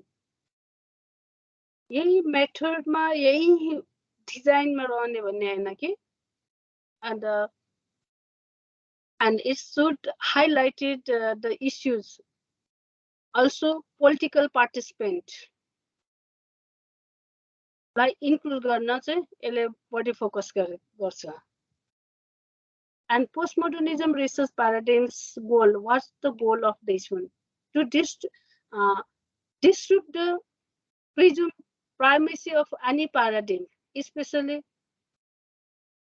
positivism, by embarrassing difference, pluralism, and playfulness in modes of thinking and representation. And its research methods are writing as inquiry, unfolding discovery, and writing as reading audience, and multiple logics, sense making, and multiple genres, representation.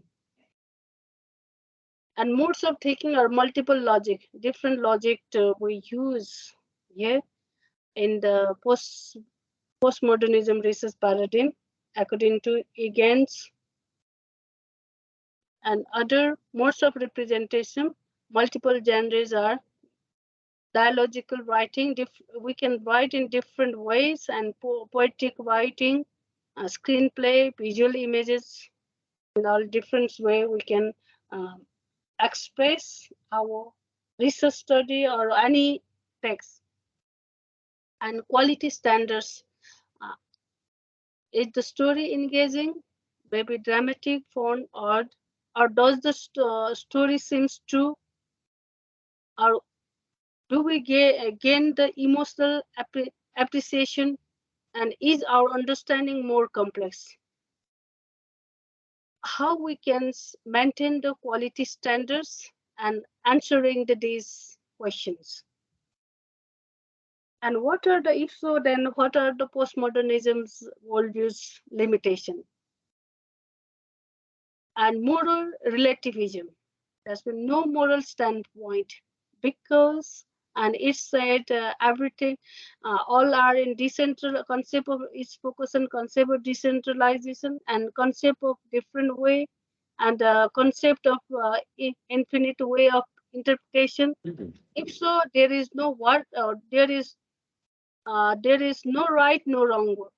No, it doesn't say what is right and what is wrong. So no moral standpoint. It doesn't have no moral standpoint. Another thing is self-learning, narcissism, and everything. like the concept of like my life, my style, my life, my choice, like this such type of sentences such type of concept came from this narcissism, because this focus on the more what I like, I should have right to do so भन्ने कन्सेप्टमा यो गएको छ हैन. त्यसले गर्दाखेरि self loving and narcissism and aestheticism, that's when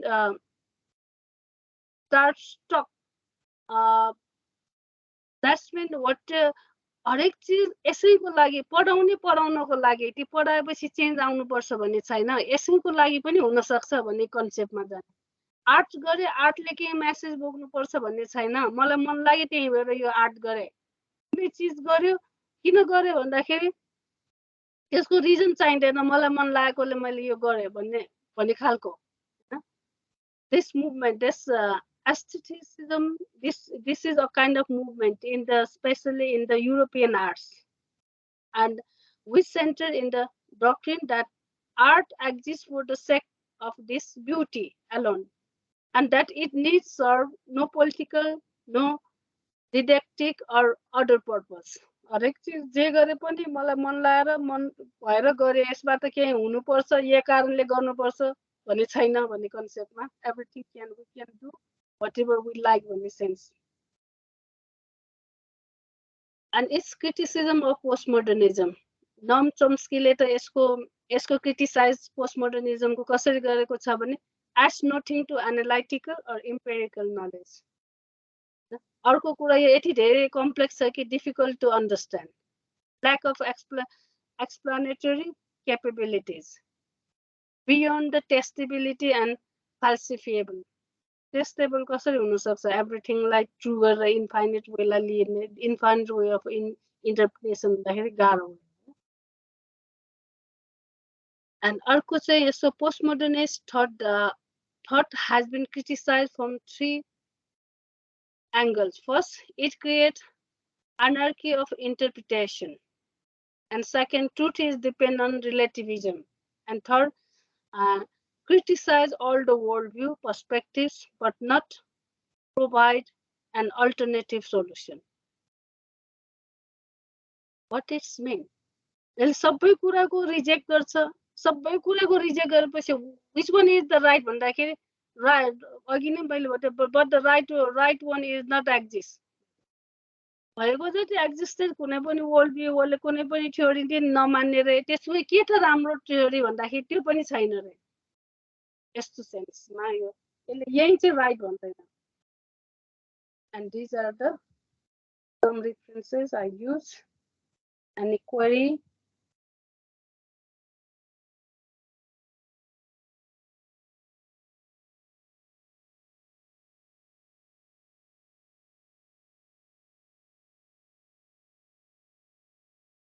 Any question, please? Any query? हाम्रो सबभन्दा भए जतिको वर्ल्ड भ्यूमा सबभन्दा टाइम लाग्ने, सबभन्दा बुझ्न गाह्रो र अलिकति धेरै सोच्नु पर्ने चाहिँ पोस्ट मोडर्निजम वर्ल्ड भ्यू हो. र यो वर्ल्ड भ्यूमा बसेर चाहिँ अहिले चाहिँ हामी एज अ लर्नर चाहिँ यसमा बसेर रिसर्च गर्न चाहिँ म त्यति धेरै प्रिफर गर्दिनँ. हामी जब अब अलिकति पर्फेक्ट र अलि धेरै एक्सर्साइज गरिसकेकोले चाहिँ गर्न सकिन्छ होला. अहिले हामी एज अ लर्नरमा चाहिँ यसमा बस्न पहिला बुझ्नलाई नै टाइम लाग्छ, स्टडी गर्नुपर्ने हुन्छ. यसमा केही साथीहरूको केही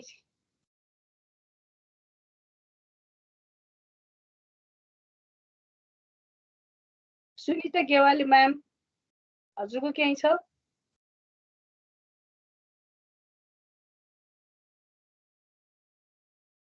कोही पनि नबोल्नु भएको हो कि मेरो आवाज नगइरहेको हो? हजुरको आवाज आइरहेको छ म्याम, अनि धेरै कुराहरू सुनियो. अब विशेष गरी हामीले यसमै रिसर्च नगरे पनि धेरै कुराहरू पढ्नु पर्ने, हामीले एमफिलको लागि फर्दर पिएचडीको लागि यो कुराहरू भन्ने लागिरहेको छ म्याम. अरू त ठिकै छ म्याम, खासै मैले पनि सबै सेन्स एकैचोटि मैले कन्भे गर्न सकिया हुँदैन हैन. यो चाहिँ थोरै मतलब पढ्नलाई सजिलो होस् भनेर म चाहिँ राखेको छु, तर यति छिटो चाहिँ यसले लिइहाल्न सक्ने चाहिँ छैन. सबैलाई नि यो टाइम लाग्ने नै छ. होइन यो म्याम टपिक चाहिँ पोस्ट मोडर्निजमको विषयमा चाहिँ अस्ति पनि हाम्रो प्रेजेन्टेसन परेको थियो। त्यसमा चाहिँ हामीले स्पेसिफिक ज्याक डेरिडाको विषयमा प्रेजेन्टेसन गरेका थियौँ। त्यो ज्याक डेरिडाको प्रेजेन्टेसन गर्दाखेरि ती कुराहरू धेरै कुराहरू यहाँ रिपिट भएको कारणले गर्दा अलिकति बुझिँदै गएको जस्तो पनि लागेको छ। त्यही भएर पनि नबोलेको म चाहिँ। ठिक छ। किनभने त्यो पोस्ट मोडर्निजम भित्रको डेरिडाको एउटा कन्सेप्ट छ, उसको के त डिकन्स्ट्रक्सन होइन। अनि पोस्ट मोडर्निजमको मेन पोइन्ट वान भने सबै कुरा एउटै सेन्टर भइरहँदैन, हरेक चिज के हुन्छ त सेन्टर चेन्ज भइरहेको छ यो कन्सेप्ट। प्लस अर्को के छ उसको language, everything in the express in language होइन।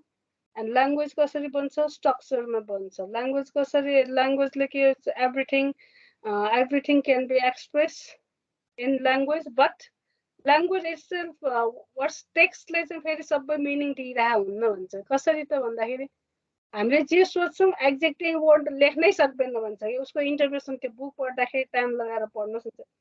हामी एज अ राइटर जे लेख्छौँ, हामीले एउटा इमेज बनाएर वर्ड लेख्छौँ, त्यो वर्डले हामीले लेखेको इभन हामीले जे सोच्यो अब त्यो त्यहाँको वर्डमा लेख्छौँ, त्यो वर्डलाई चाहिँ अरू रिडर भएर पढ्नुहुन्छ होइन। पढ्दाखेरि हरेकले चाहिँ त्यसको डिफ्रेन्ट मिनिङ निकाल्छ। मिनिङ कसरी डिफ्रेन्ट छ, त्यो मिनिङ निकाल्नेको वान एक्सपिरियन्स, उसको एक्सपिरियन्स कहाँ डिपेन्ड हुन्छ, उसको कन्टेक्स्टमा, उसको कल्चरमा, उसको इथनिसिटीमा, हरेक कुराले गर्दा। त्यसैले एक्ज्याक्ट इभन उसले लेखेको छ, इभन एप्पल भनेर लेख्दा समेत त्यो एप्पल हामीलाई लाग्छ सबैले एप्पलै भनेर इमेज बुझ्छ, त्यसो हुँदैन। उसको कल्चर डिफ्रेन्ट, सोसाइटी कन्टेक्स्ट हुन्छ। त्यही वर्डलाई पनि 100% त्यही वर्ड भनेर लिँदैन। द्याट्स वाइ टेक्स्टले चाहिँ सबै कुरा एक्ज्याक्ट अब्जेक्टिभिटी रिप्रेजेन्ट गर्नै सक्दैन कन्सेप्ट उसको। त्यही अनुसार अरू सबै कुरालाई इन्टरप्रिटेसन गरेको छ।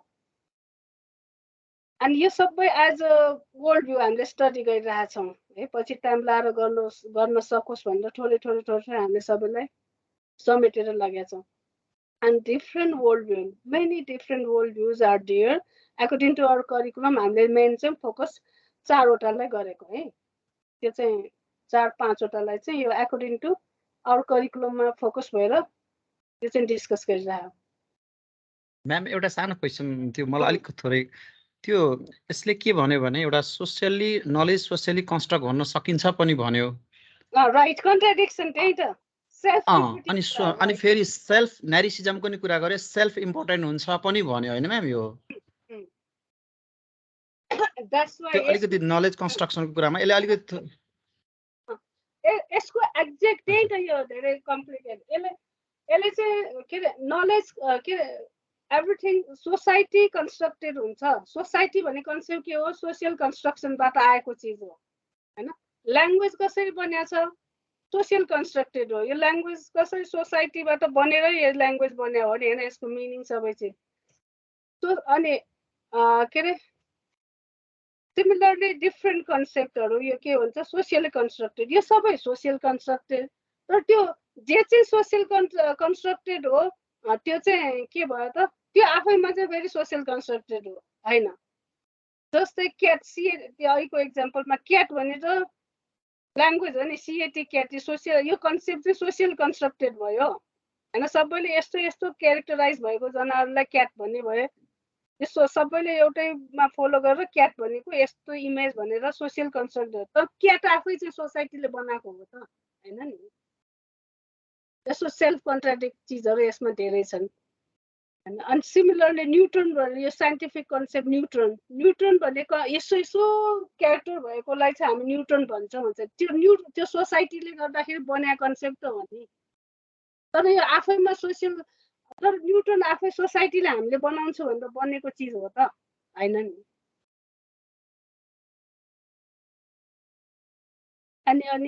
अनि अदर क्वेसन, अनि क्वेरी थोरै डिस्कस गऱ्यो भने थोरै क्लियर भएर गएको जस्तो। पछि टेक्स्टहरू पढ्दै गएपछि चाहिँ क्लियर हुन्छ। अनि त्यो कारणले गर्दाखेरि यहाँ के भयो त, हामी मेथोडोलोजीमा चाहिँ पनि यही थ्योरीमा बसेर डिस्क्राइब गर्ने भन्ने नै हुँदैन यसमा। किनभने यसले सबै अहिलेसम्म एक्जिस्टेन्ट थ्योरीले हामीलाई ब्ल्याकमेलिङ गर्यो, हामीलाई अप्रेस गर्यो, दुःख दियो होइन, हामीलाई कन्ट्रोलमा राखे पनि भन्छ। अर्को चाहिँ त्यसो भए के राइट त भन्दाखेरि there is no right no wrong भन्छ क्या यसले। अनि के हो त अल्टरनेट राइट भन्दाखेरि अल्टरनेट राइट वे भनेको एक्जिस्ट छैन। इच एन्ड एभ्री वानको लागि डिफ्रेन्ट थिङ चाहिँ राइट हुन्छ भन्छ। यस्तो खालको कन्सेप्ट हो यो। द्याट्स वाइ नार्सिसिजम कसरी भयो त सेल्फ लभिङ भने आफूलाई जस्तो मन लाग्यो त्यसो गर्न पाउनु पर्यो गर्ने भन्ने कन्सेप्टमा जाने।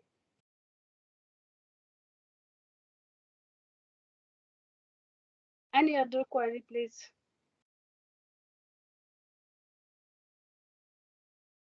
साथीहरूको थोरै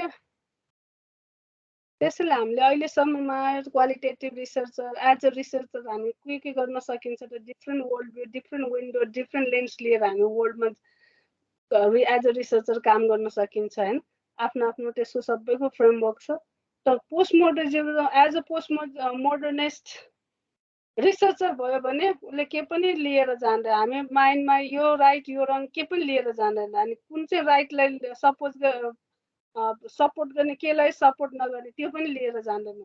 जस्तो हुन्छ लेट्स सी र जाने त्यहाँबाट के आउँछ। किनभने everything is right everything is wrong कन्सेप्टमा जान्छ यो।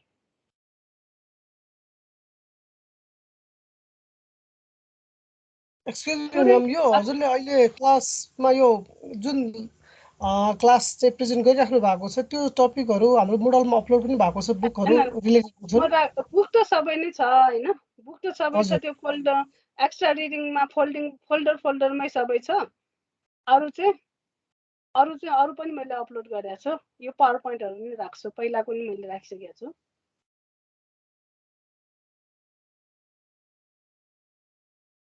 त्यसो कोही साथी एकजनाले अब भनौँ न यहाँ जस्तै धेरैजना हुनुहुन्छ। हरिप्रसाद सरले एकचोटि थोरै भनिदिनुहोस् त यो पोस्ट मोडर्निज्म चाहिँ कहाँतिर चाहिँ थोरै डिफ्रेन्ट लाग्यो हजुरलाई चाहिँ अरू वर्ल्ड भ्यू भन्दा? हामीले अहिलेसम्म 5वटा वर्ल्ड भ्यू स्टडी गऱ्यौँ है। Positivism, post positivism, interpretivism, critical theory or criticalism and then अहिले आएर पोस्ट मोडर्निज्म। अरूभन्दा थोरै डिफ्रेन्ट चाहिँ कहाँनिर बढी पाउनु भयो होइन? यसमा काम गर्दाखेरि कस्तो खालको वर्ल्ड भ्यू हो भन्दाखेरि थोरै आफूले बुझेको भाषामा भन्दाखेरि। Hari sir. Thank you ma'am. यो पोस्ट मोडर्निज्म भनेको यो मोडर्निज्म पश्चात जब मोडर्निज्ममा जुन कन्सेप्ट थियो त्यो मोडर्निज्मको कन्सेप्टलाई त्यो कन्सेप्ट ब्रेक भएपछि जुन प्याराडिजम सिफ्ट भयो त्यसअनुसार देखा परेको यो नयाँ भ्यू हो म्याडम पोस्ट मोडर्निज्म। विशेष गरेर मिकल फुको र ज्याक डेरिडाले निर्माण गरेको। र यो चाहिँ अरूभन्दा किन फरक छ भने जस्तै यसको सोसाइटीप्रतिको दृष्टिकोण अर्थात् यसले समाजलाई हेर्ने दृष्टिकोण भनेको समाजमा हुने कुराहरू पनि सबै सत्य हुन सक्दैनन्, किनकि समाजमा भएका कुराहरू पनि एक प्रकारको त्यो एउटा मान्यताबाट बनेको हो र त्यो सबै मान्यताहरू समाजमा छन्, तिनीहरू सबै सत्य नै हुन्छन् अर्थात् तिनीहरू नै रियालिटी हो भन्न सकिँदैन। त्यस कारणले यो सत्यहरू चाहिँ विविध हुन्छ, एउटै सत्यलाई आधार मानेर काम गर्न सकिँदैन। सत्यहरू त्यो समाज अनुसार परिवर्तन हुन्छ, यानि कि समाजमा भएका जुन देखा परेका कुराहरू छन् तिनीहरू पनि टाइम अनुसार पनि चेन्ज हुन्छ, प्लस त्यो नै रियालिटी हो भन्ने त्यसलाई नै हामीले आधार मानेर रियालिटी मान्न सक्दैनौँ भन्ने कुरामा यसले जोड दिन्छ। त्यसो भए यसले रियालिटी के हो त भन्ने कुरालाई फोकस गर्छ सरले भन्ने कुराको क्वेसन त आपलाई मैले गरेँ भने के दिनु, के रहेछ यसको पर्सपेक्टिभ? त्यही त अब रियालिटी भनेको एउटा मात्रै रियालिटी हुन सक्दैन, यो मल्टिपल रियालिटीमा सक्छ भन्छ के यसले मल्टिपल रियालिटीमा आधारित हुन्छ होइन। कुनै पनि एउटै रियालिटीलाई हामीले आधार मान्न सक्दैन, यो चाहिँ मल्टिपल रियालिटीमा बेस हुन्छ। जस्तै इन्टरप्रिटिभिजम पनि त मल्टिपल रियालिटी हो नि। त्यहाँको मल्टिपल रियालिटी र यहाँको मल्टिपल रियालिटीमा चाहिँ के चाहिँमा फरक पाउनु? यो सबै डिस्कस गर्दाखेरि हामी इन्टरप्रिटिभिजममा पनि मल्टिपल रियालिटी हो, यहाँ पनि मल्टिपल रियालिटी हो, कहाँनिर चाहिँ फरक पर्छ? यसमा चाहिँ मलाई चाहिँ के लाग्छ भने इन्टरप्रिटिभिजममा सेल्फ एन्ड अदर दुईटालाई हेर्छ भनेदेखि यसले चाहिँ सेल्फलाई बढी प्रायोरिटी दिन्छ कि जस्तो लाग्छ। यसमा चाहिँ सेल्फ र अदरलाई पनि यसले नै लिन्छ होइन, सेल्फलाई बढी लिने नै भयो, लिएकै छ होइन। अनि के यसमा चाहिँ अब इन्टरप्रिटेसनमा यो चाहिँ यति चाहिँ रियालिटी हो भने सर्टेन पोइन्ट या सर्टेन मल्टिपल तर साउन्ड फिक्स फाइनाइटमा आउँछ क्या। यसमा चाहिँ यति कि यसमा मल्टी रियालिटीको के फर्ममा आउँछ भने इन्फाइनाइट फर्ममा आउँछ। म्याम मैले बुझेको चाहिँ होइन अरूमा चाहिँ मल्टिपल रियालिटी हुन्छ, रियालिटी चाहिँ अब ट्रु नै भयो मल्टिपल भयो पनि यसमा चाहिँ रियालिटी चाहिँ डज नट एक्जिस्ट अथवा ट्रु डज नट एक्जिस्ट भनेर भन्छ जस्तो लाग्यो क्या। सत्य चाहिँ फरक फरक हुन्छ तर एक्जिस्टै गर्दैन। त्यो पनि एक्जिस्ट कुन चाहिँ एक्जेक्ट हो त भन्दाखेरि यही हो भन्ने पनि छैन। छैन, हजुर त्यस्तै लाग्यो। त्यसो भए हामी आजलाई यहाँसम्मकोलाई चाहिँ यसलाई चाहिँ फर्दर धेरै डिपली स्टडी गर्दैन। मैले जति गरेँ त्यतिले मात्र पुग्दैन, थोरै पढ्न सजिलो होस् भन्ने मात्र हो। अब चाहिँ हामी 20 मिनट तपाईँहरू खाना खाएर फर्किने त के होला? अब 7:55 भयो, हामी 8:15 मा है त 25 गरौँ न म्याम। 20 मा त पुग्दैन खाना खान्छ हो। 8:20 मा फर्कौँ त ल सबैजना। हुन्छ म्याम।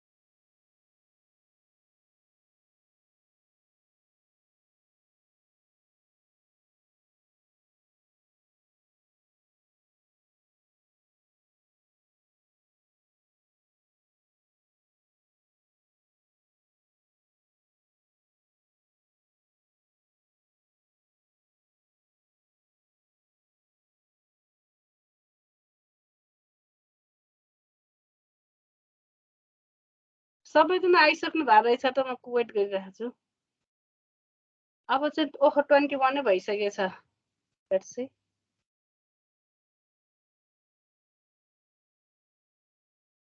हेलो साथीहरु आइसक्नु भयो है हजुर म्याम अनि अहिले भवानी म्यामले प्रेजेन्ट गर्नुहुन्छ कि थोरै म गरौँ कि म मात्र बढी बोले जस्तो हुन्छ के होला म्याम हाम्रो टिम नै मिलेको छैन रहेछ आज अब अर्को दिनै गर्छु है हुन्छ ल त्यसो भए म थोरै प्रेजेन्ट गर्छु है थोरै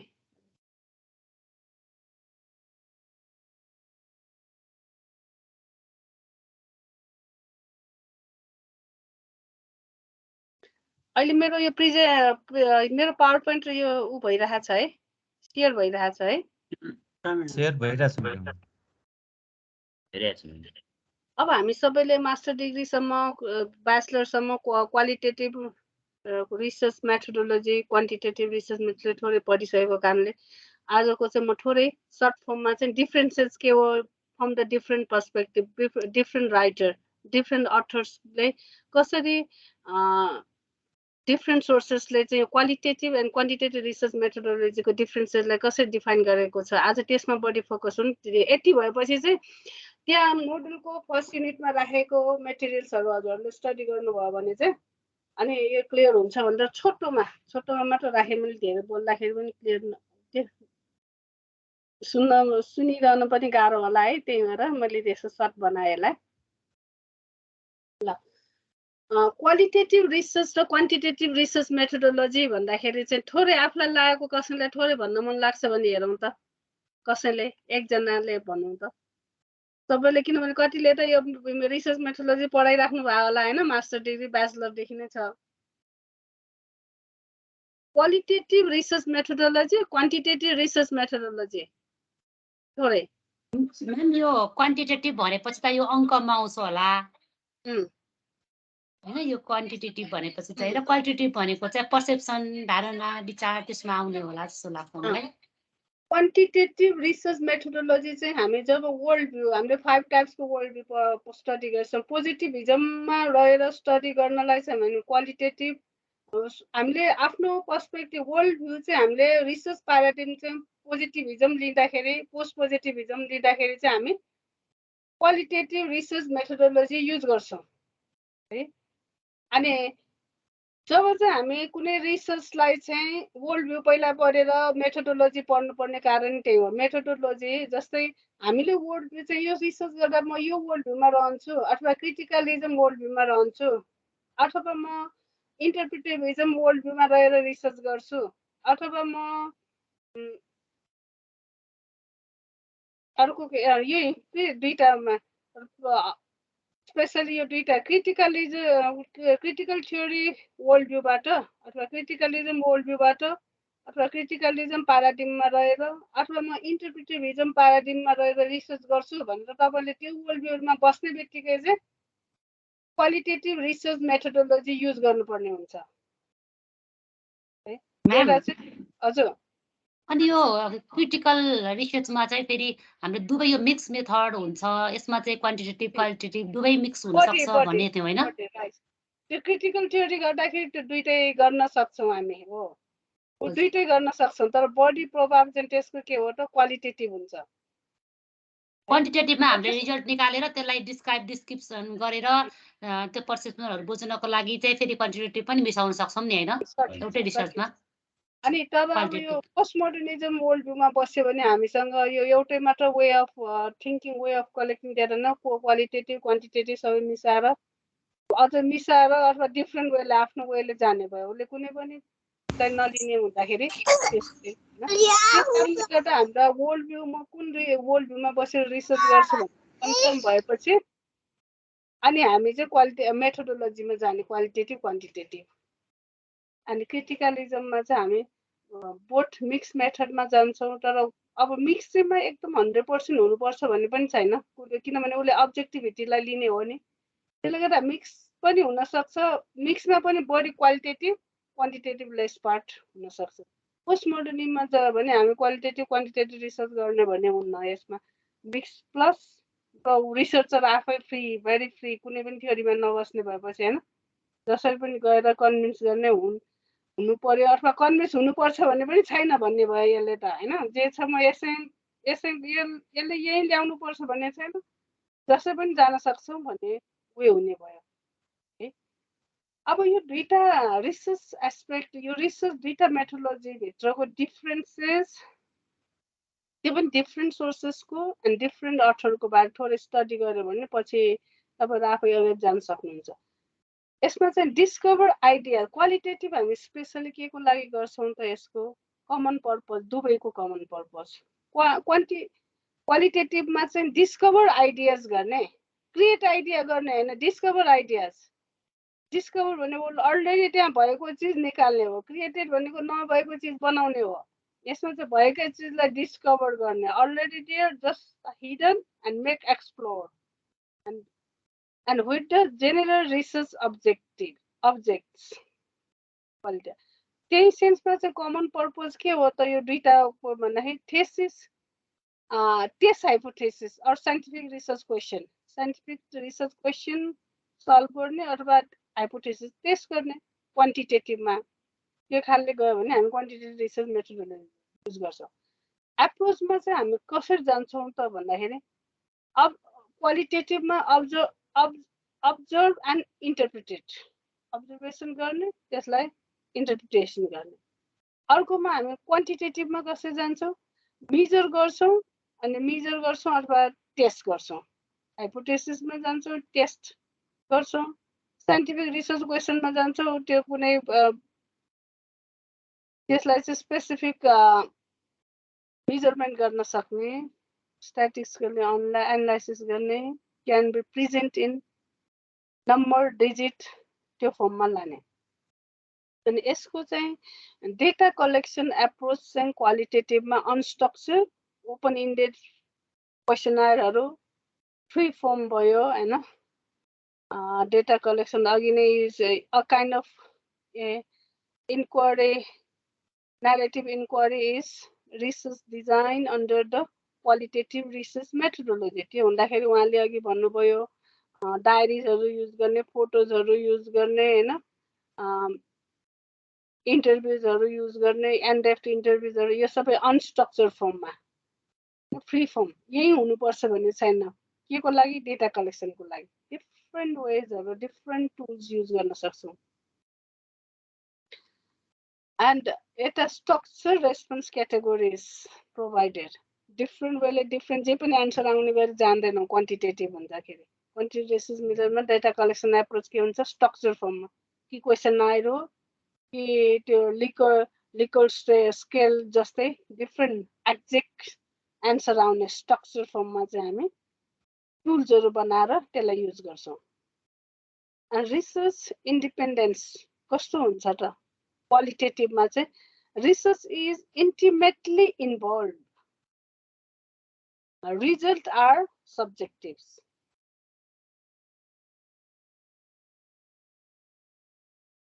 रिजल्ट कहाँबाट हामी खोज्छौँ त पार्टिसिपेन्टबाट कहाँबाट खोज्छौँ त फिल्डबाट जस्तो डेटा हुन्छ त्यहाँ इन्भल्भ भएका सबै कम्पोनेन्ट्सहरूबाट आएको रिजल्टमा बेस भएर हामी रिसर्च क्वेसनको एन्सर खोज्छौँ त्यो भन्ने रियालिटी खोज्छौँ त्यो के हुन्छ त भन्दा result many result and that's why subjective results qualitative रिसर्चमा एन्ड क्वान्टिटेटिभ रिसर्च मेथोडोलोजीमा चाहिँ कस्तो रिसर्चर इन्डिपेन्डेन्स कहाँ हुन्छ कि हुन्न त भन्दाखेरि हुँदैन रिसर्चर डिपेन्डेन्ट ऊ चाहिँ इन्डिपेन्डेन्ट भएर बस्न पाउँछ किनभने सर्टेन फ्रेममा बस्ने आफू बाहिर बसेर हेर्ने researcher uninvolve observer result are subjective researcher चाहिँ त्यो जे भइरहेछ एउटा स्ट्रक्चर फर्ममा टुल्स लिएर गएर हेर्ने त्यहाँबाट जस्तो रिजल्ट आउँछ त्यो अब्जेक्टिभले लिने आफू त्यसमा एकदम इन्भल्भ हुन नजाने अनि स्याम्पल्स कस्तो हुन्छ त क्वालिटेटिभमा small samples often in the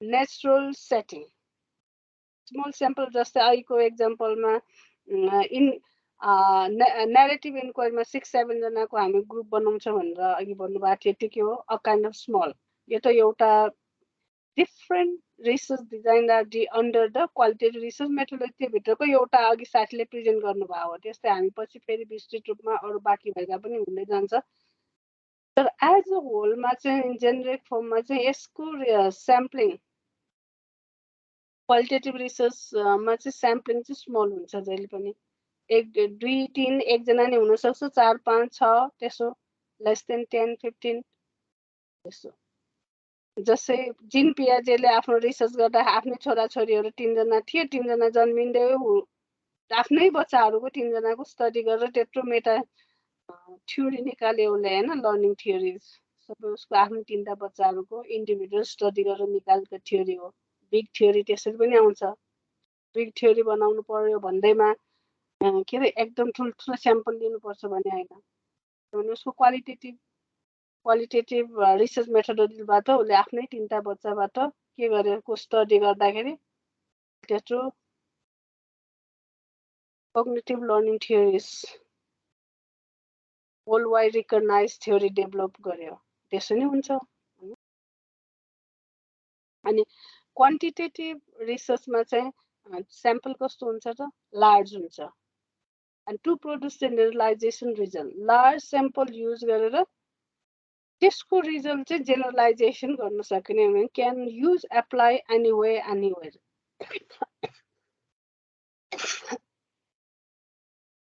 जहाँ पनि जहिले पनि र जुन कन्टेक्स्टमा पनि एप्लाई गर्न सक्ने जेनरलाइजेसन रिजल्ट्सहरू आउँछ तर यता चाहिँ के हो त नेचुरल सेटिङमा हामी रिसर्च गर्ने भनेर जे भइरहेको छ त्यसमा के पनि चेन्ज गर्ने जस्तो छ त्यहीमा स्टडी स्मलमा अनि त्यसबाट आउने रिजल्ट चाहिँ फेरि कन्टेक्स्चुअलाइज हुन्छ जेनरलाइजेसन जहाँ पनि जहिले पनि जुन टाइममा टाइम स्पेसबाट के भन्दा टाइम स्पेस जस्तो भए पनि त्यो रिजल्ट जहिले पनि ट्रु हुनुपर्छ भन्ने छैन यसमा कन्टेक्स्ट अनुसार ट्रु हुन्छ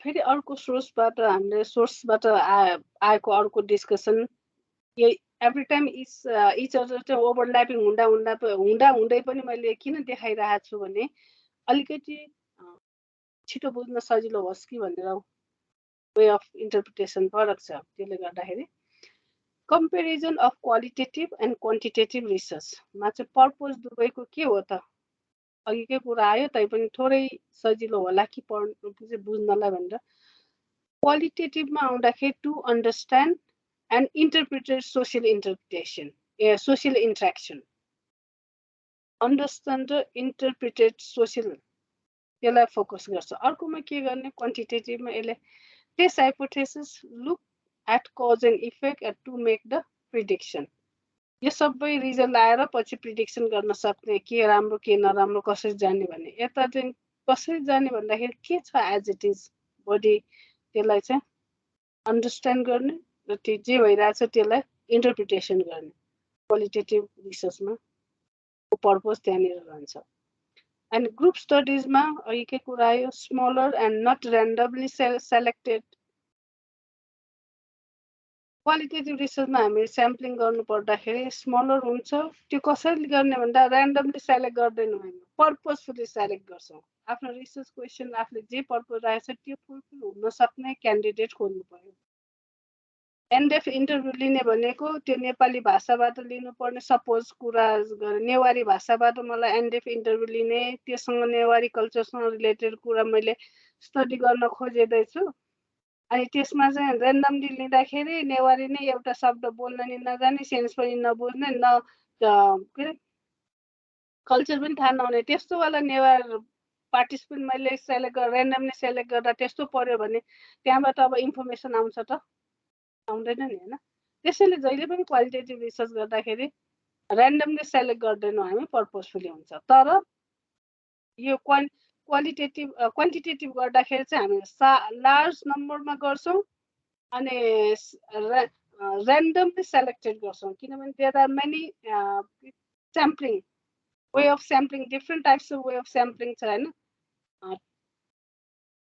त्यो चाहिँ त्यसमध्ये चाहिँ हामीले ऱ्यान्डम स्याम्पलिङ गरेर लिन्छौँ कुनै एउटा स्ट्याटिस्टिकल रुल फलो गरेर ऱ्यान्डमली सेलेक्ट गर्छौँ अनि भेरिएबल्सहरू यसमा study of the whole or not variable अर्कोमा के हुन्छ स्पेसिफिक भेरिएबल स्टडिज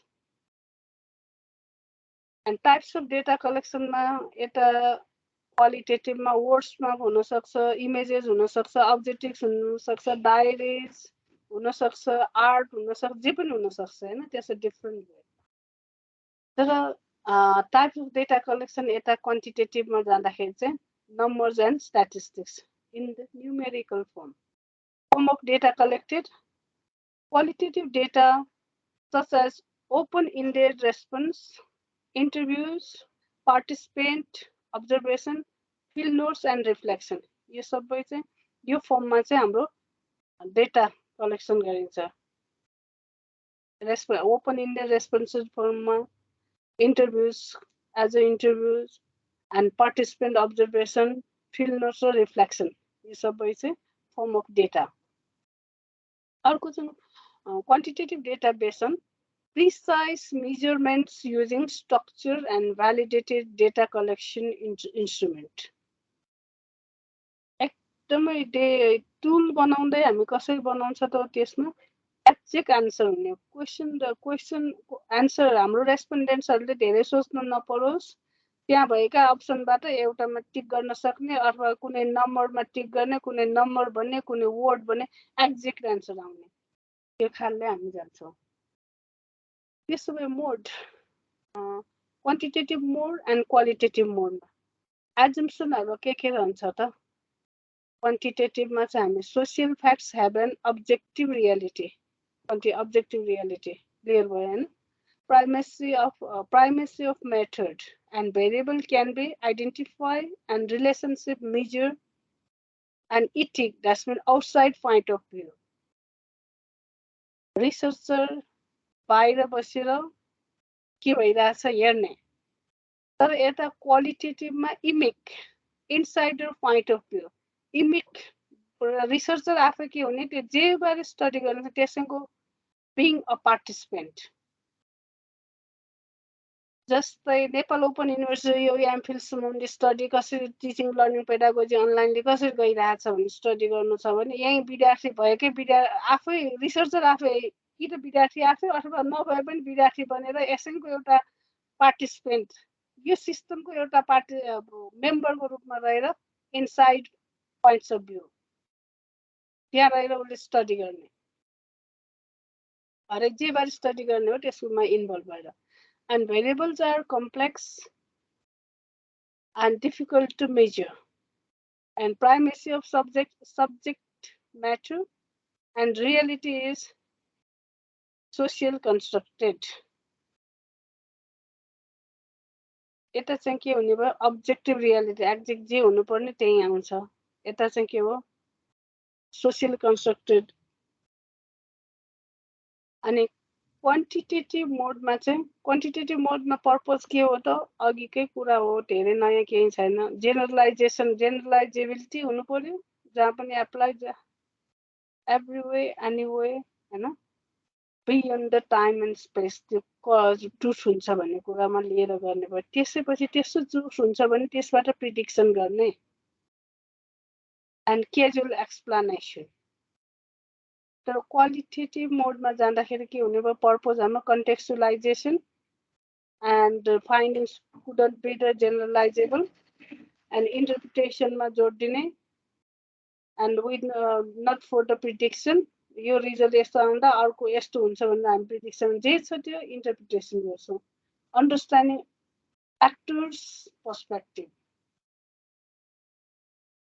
आफ्नो पर्सपेक्टिभ होइन कि त्यो अरूको त्यहाँ इन्भल्भ भएका मान्छेहरूको पर्सपेक्टिभ। अन्डरस्ट्यान्डिङ एक्टर्स पर्सपेक्टिभ, जे सम्बन्धित स्टडी गरे हो त्यहाँको सबै कम्पोनेन्ट्सहरूको पर्सपेक्टिभ के हो, डिफ्रेन्ट पर्सपेक्टिभहरूको अन्डरस्ट्यान्डिङ गर्ने। एन्ड एप्रोचेस अन्तर्गत चाहिँ यसमा क्वान्टिटेटिभमा चाहिँ begins with the hypothesis and theories. Hypothesis theories भन्ने बित्तिकै एकदम ठुलो कुरा सोच्ने होइन है। Hypothesis also a kind of theory चाहिँ हो नि होइन। तिनीहरूको के गर्ने, त्यसको टेस्ट गर्ने अनि त्यसको manipulation and control and use formal instrument experimentation के हो यो सबै क्वान्टिटेटिभमा deductive method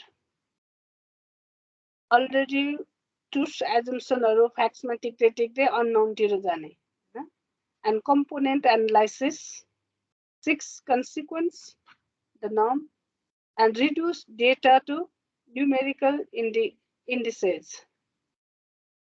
and abstract languages in write-up quantitative मा अनि यही कुरा चाहिँ क्वालिटेटिभमा जाँदाखेरि के हुन्छ त हामी क्वालिटेटिभमा चाहिँ हाइपोथेसिस टेस्ट गर्दैनौँ एन्ड हामी के युज गर्छौँ ग्राउन्डेड थ्योरी ग्राउन्डबाट जे जस्तो डेटा आउँछ त्यसमा बेस रहेर हामी फाइन्डिङ्सतिर जान्छौँ के आउँछ एन्ड इमर्जेन्स एन्ड फोरटेयर्ड रिसर्चबाट के रिजल्ट आउँछ के कुरा इमर्ज हुन्छ थाहा हुँदैन त्यो जे आउँछ त्यसलाई इमर्ज गर्दै हामीले अनफोल्ड गर्दै जाने and researchers as instrument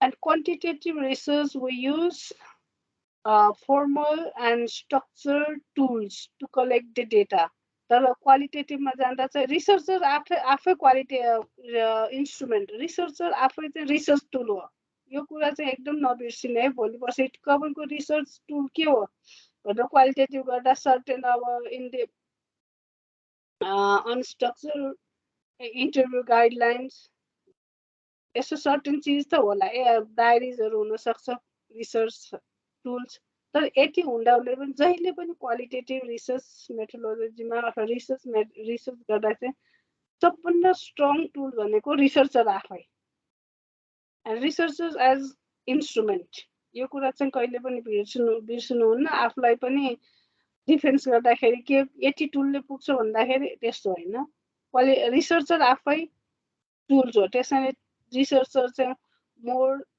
knowledgeable हुन आवश्यक छ यसमा अनि त्यही कारणले गर्दा जस्तो कि हामी ठुल्ठुलो स्ट्याटिस्टिकल स्टडीहरू गर्दा फिल्डमा जाँदाखेरि यति पढेको यति क्वालिटी भएको जसलाई पढाए पनि हुन्छ भनेर मासमा फिल्ड वर्कमा पठाउँछौँ तर जब हामी क्वालिटेटिभ मोडबाट फिल्ड वर्क गर्छौँ त्यो बेला किन रिसर्चर आफै फिल्ड वर्कमा खट्नुपर्छ क्वालिटेटिभ रिसर्च गर्दा किनभने अरूले त्यो बुझ्न नि सक्दैन त्यसले चाहिने डेटा ल्याउन नि सक्दैन त्यही कारणले चाहिँ क्वालिटेटिभ रिसर्च गर्दाखेरि रिसर्चर आफै फिल्डमा खटिनु पर्ने अर्को नेचरलिस्टिक्स रिसर्च गर्ने भनेर हामी कुनै पनि नेचर सेटिङलाई बिगार्दैनौँ जस्तो सेटमा छ जस्तो जहाँ जे छ त्यहीमा कुनै without any intervention without any control त्यहाँबाट स्टडी गर्ने naturalistic and inductive and on the basis of mere unknown evidences events त्यसैमा रहेर नाम फाइन्ड आउट गर्दै जाने त्यहाँबाट रिजल्ट आउट गर्दै जाने and searches for the pattern certain फिल्डमा सर्टेन टाइम बिताउँदाखेरि हरेक चिजहरू आफू स्टडी गरेको चिजमा कस्तो प्याटर्नमा गएको छ त्यो प्याटर्नलाई चाहिँ फाइन्ड आउट गरेर र त्यसको आधारमा चाहिँ अगाडि जाने कस्तो फाइन्डिङ आउन सक्छ एक्सक्युज मी म्याम हजुर हजुर यो डिडक्टिभ र इन्डक्टिभको बारेमा थोरै भन्दैन डिडक्टिभमा जस्तै हामीले जोमेट्रीको 9-10 समय भनौँ न एउटा स्टेटमेन्ट लिएर अनि त्यसपछि हामीले यो कारणले यो हुन्छ यो कारणले यो हुन्छ त्यसमा आउँछ भनेर गरेको त्यो त याद छ होला नि बुझे नि नबुझे नि पहिलाको हुन्छ नि अलरेडी प्रुफ थियोरम फ्याक्ट्समा हामी बस्छौँ होइन अनि त्यो यो कारणले यो ट्रु हो यो कारणले यो ट्रु हो त्यस कारणले गर्दाखेरि यो यसबाट आएको कन्क्लुजन ट्रु हो भनेर डिडक्टिभ मेथडमा जाने कस्तो त अलरेडी इस्टाब्लिस फ्याक्टमा बसेर त्यसैमा टेकेर जाने होइन inductive way of teaching inductive way of भने जस्तै इन्डक्टिभ त्यो सेन्समा चाहिँ यहाँ चाहिँ इन्डक्टिभ के सेन्समा हो भने एप्रोचमा चाहिँ हामीलाई के पनि थाहा छैन रिजल्ट के हो थाहा छैन होइन कुन ट्रु कुन रङ छैन त मेनी डेटाज मेनी इभिडेन्सहरूलाई एनालाइसिस स्टडी गर्दै जाने मेनी अनि त्यहाँबाट के प्याटर्न के त्यहीँबाट चाहिँ के चाहिँ राइट्स हो भनेर बिस्तारै अनि त्यो चाहिँ ट्रुथनेस ल्याउने। यता डिडक्टिभमा जहिले पनि already establish already proof approve स्टेटमेन्टहरूमा बस्दै बस्दै बस्दै एजम्सनमा बस्ने अथवा त्यो ट्रुथ फ्याक्टमा बस्दै अनि लजिक लाउँदै लाउँदै लाउँदै नयाँ ल्याउने। यता इन्डक्टिभमा त लजिक लाएर त्यो लजिक बेसमा जान्दैन, इभिडेन्स बेसमा त्यो इभिडेन्स बेस गर्दै जाँदाखेरि चाहिँ के दिन्छ त्यहाँ जाने, known to unknown unknown to ननमा जाने। यसो चाहिँ ननबाट अननोन फाइन्ड आउट गर्छौँ डिडक्टिभमा होइन, थाहा भएको फ्याक्टमा बस्दै बस्दै थाहा नभएको यो चाहिँ ट्रुवाला ल्याउँछ।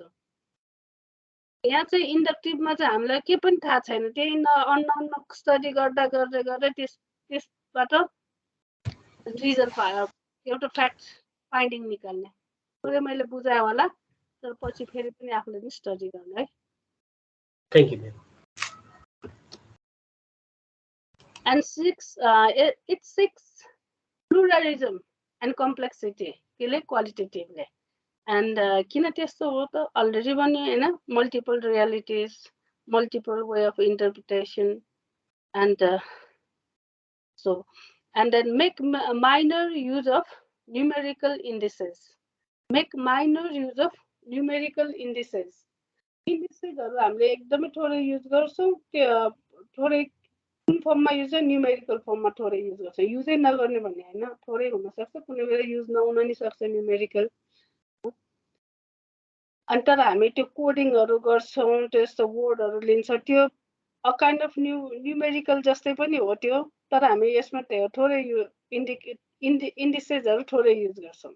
पछि हामी डेटा एनालाइसिस र क्याटेगोरिजहरू थिम्सहरू कसरी जेनेरेट गर्ने त्यो स्टडी गर्दाखेरि पनि बढी क्लियर हुन्छ होला। अहिलेलाई थोरै यसो मात्र लिइराखौँ कि युजै नम्बर युज नगर्ने भन्ने होइन, तर हामी थोरै एकदम नगर्ने रूपमा चाहिँ युज गर्छौँ।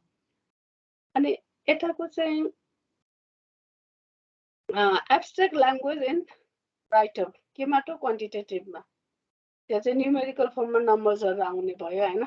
हरेक नम्बर्सहरू जस्तै हामीले फाइन्डिङ्स कसरी गर्छौँ त क्वालिटेटिभ मेथडमा हाइपोथेसिस टेस्ट गर्छौँ भने धेरैले यो म्याथको स्टुडेन्ट स्ट्याट पढिराख्नु भएको छ भने स्ट्याटमा जस्तै हामी त्यो यो कारण भयो भने रिजेक्ट गर्छौँ, एक्सेप्ट गर्छौँ, एक्सेप्ट र रिजेक्ट, एक्सेप्ट एन्ड रिजेक्टको जुन कन्सेप्ट छ त्यो फर्ममा गरेर फाइन्डिङ निकाल्छौँ।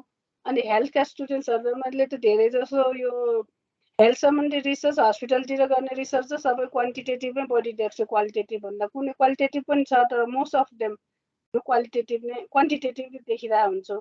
त्यसरी के हुन्छ त एउटा स्ट्रक्चर फर्ममा यति हुँदाखेरि ट्रु यति हुँदाखेरि फल्स, एक्सेप्ट रिजेक्ट यस्तो एब्स्ट्र्याक्ट ल्याङ्ग्वेज चाहिँ हामी रिपोर्टमा लेख्छौँ। यतातिर के हुन्छ त क्वालिटेटिभमा चाहिँ हामी हरेक कुरा डिस्क्रिप्टिभ वेमा चाहिँ राइटिङ अफ रिपोर्ट। अनि यिनीहरू बिचमा चाहिँ सिमिल्यारिटिज चाहिँ के हुन्छ the concern with data reduction, दुवैकोले डेटा हामी क्वालिटेटिभमा ल्याउँ क्वान्टिटेटिभमा डेटालाई रिडक्सन गर्दै फाइन्डिङ्सतिर जान्छौँ र जे जति एक्टिभिटिज गर्छौँ त्यसको मेन पर्पज भनेको हामीले जे रिसर्चको क्वेसन बनाएको छ त्यसको एन्सर। रिसर्च क्वेसन क्वान्टिटेटिभमा हाइपोथेसिस टेस्ट हो, त्यसको एक्सेप्ट र रिजेक्ट त्यही एन्सर भयो। क्वालिटेटिभमा भए त्यसको के एन्सर हुन्छ त्यसरी find out. And similarly all these are the के हो त सिमिल्यारिटिज दुवै क्वान्टिटेटिभ रिसर्च मेथोडोलोजी र क्वान्टिटेटिभमा आउने चिजहरू। यो मैले सबै अरूबाट अघि नै भनिसकेको छु होइन, डिफ्रेन्ट सोर्सेसबाट लिएका हो र यति हुँदाखेरि धेरै कुरा क्लियर हुनसक्छ। And similarities and differences between qualitative and quantitative रिसर्चमा सिमिल्यारिटी अहिलेको पनि ठिकै छ, त्यही in next different way of इन्टरप्रिटेसनमा कसरी लेखेको छ ल्याङ्ग्वेज मात्र डिफ्रेन्ट भएको छ अहिलेको स्लाइड र यसमा। Both forms of research follow the 6 step in the process of research. यस 6 step of process of research हामीले यो अहिलेको ब्याचलर डिग्रीदेखि भन्दै आइरहेको छ। कसैले भन्न चाहनुहुन्छ त त्यो चाहिँ क्वालिटेटिभ होस् क्वान्टिटेटिभ होस् हामी यो six steps in the process of रिसर्चले फलो गरेकै हुन्छौँ दुवैले। कसैले भन्न चाहनु भएन ठिकै छ, तपाईँहरूले हेर्ने अब तपाईँहरूलाई वर्क एन्ड तर ब्याचलरदेखिकै त्यही फर्स्ट युनिटमा सबैतिरको बुकमा सबैको उमा छ, सबैतिरको बुक अथवा सबैतिरको यता कमर्समा पनि एजुकेसनमा पनि आर्ट्स सबैतिर एउटै कुरा छ यो। And both forms of research have introduction that establish the importance of the research problem.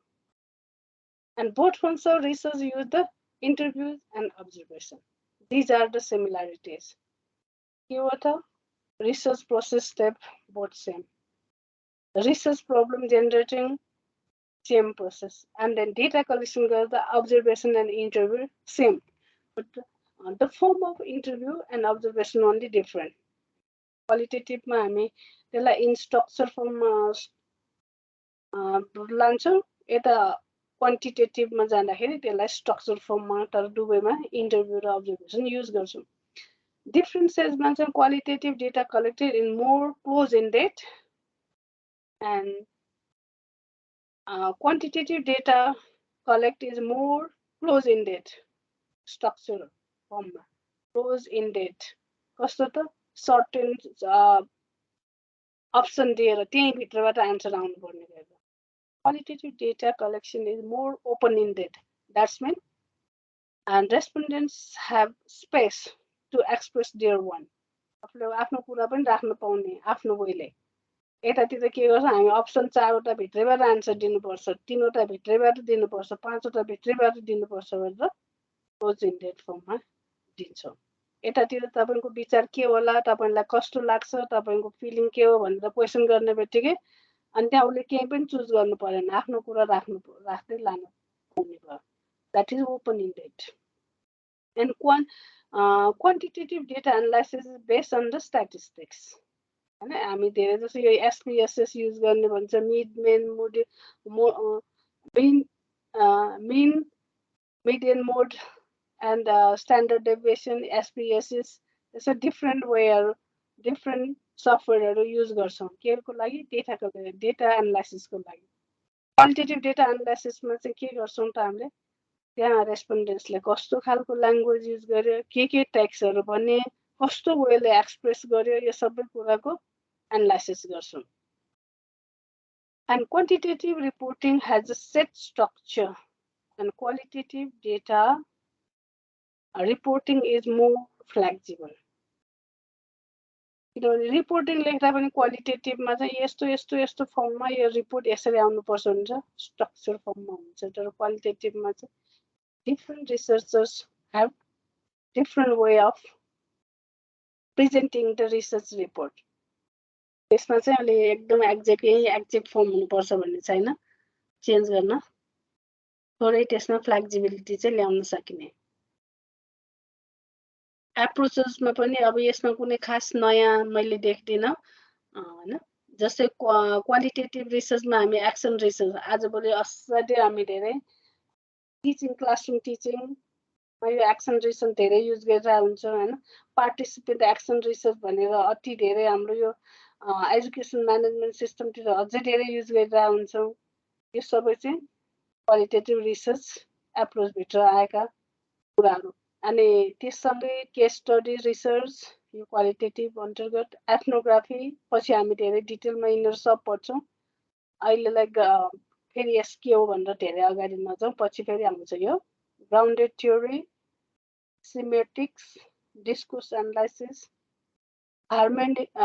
हार्मेनियोटिक्स and narrative and metaphors यो सबै क्वालिटेटिभ रिसर्च एप्रोच अन्तर्गत। नरेटिभ अन्तर्गत नरेटिभ इन्क्वायरी अघि एकजना साथीले यही अन्तर्गतको यही हो कुरा उहाँले भन्नुभएको कुरा।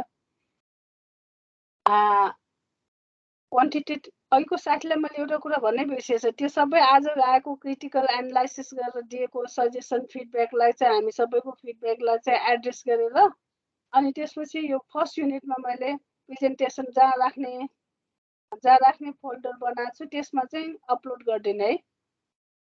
अपलोड गरेर राखिदिने अनि त्यही बेसमा चाहिँ यो 10 मार्क्सको इन्टरनल प्रोजेक्ट वर्क हो यो। ओके, अनि यो चाहिँ क्वान्टिटेटिभ रिसर्च एप्रोचेसमा चाहिँ के गर्छौँ त भन्दा एक्सन रिसर्च यता गर्छौँ, उता हामी सर्वे गर्छौँ। सर्वे गर्ने बित्तिकै धेरै नम्बरको स्याम्पलिङ लिने अनि क्वेसनरहरू बनाउने, त्यहाँबाट क्वेसनरभित्र सर्टेन एक्ज्याक्ट एन्सर आउने, त्यहीँबाट एनालाइसिस गरेर अगाडि जाने। सर्वे भयो, ल्याबोरेटरी एक्सपेरिमेन्ट्स हस्पिटलहरूतिर गर्ने होइन, अथवा अरू साइन्टिफिक ल्याबहरूतिर गर्ने धेरै कुराहरू यो अन्तर्गत आउने भयो।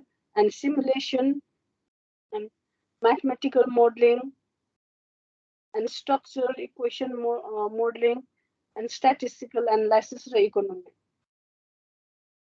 इकोनोमेट्रिक्स, यो सबै चाहिँ हामी क्वान्टिटेटिभ रिसर्च एप्रोचेसभित्र हुन्छ।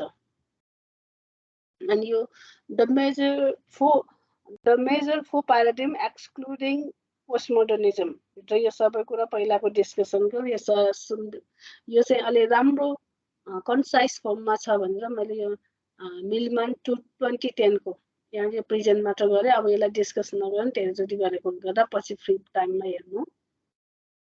अनि त्यसो भए हामीले सर्ट फर्ममा चाहिँ यो क्वान्टिटेटिभ प्याराडिम अथवा क्वान्टिटेटिभ रिसर्च मेथोडोलोजी भन्ने बित्तिकै हाम्रो वर्ल्ड भ्यू चाहिँ पोजिटिभिस्ट हुन्छ र त्यसको स्ट्रेन्थ के हो त भन्दाखेरि they can provide wide coverage of the range of situation. Range of situation, wide range of सिचुएसनलाई चाहिँ यसले कभर गर्न सक्छ यस्तो खालको रिसर्चले। They can be fast and economical, where the statistics and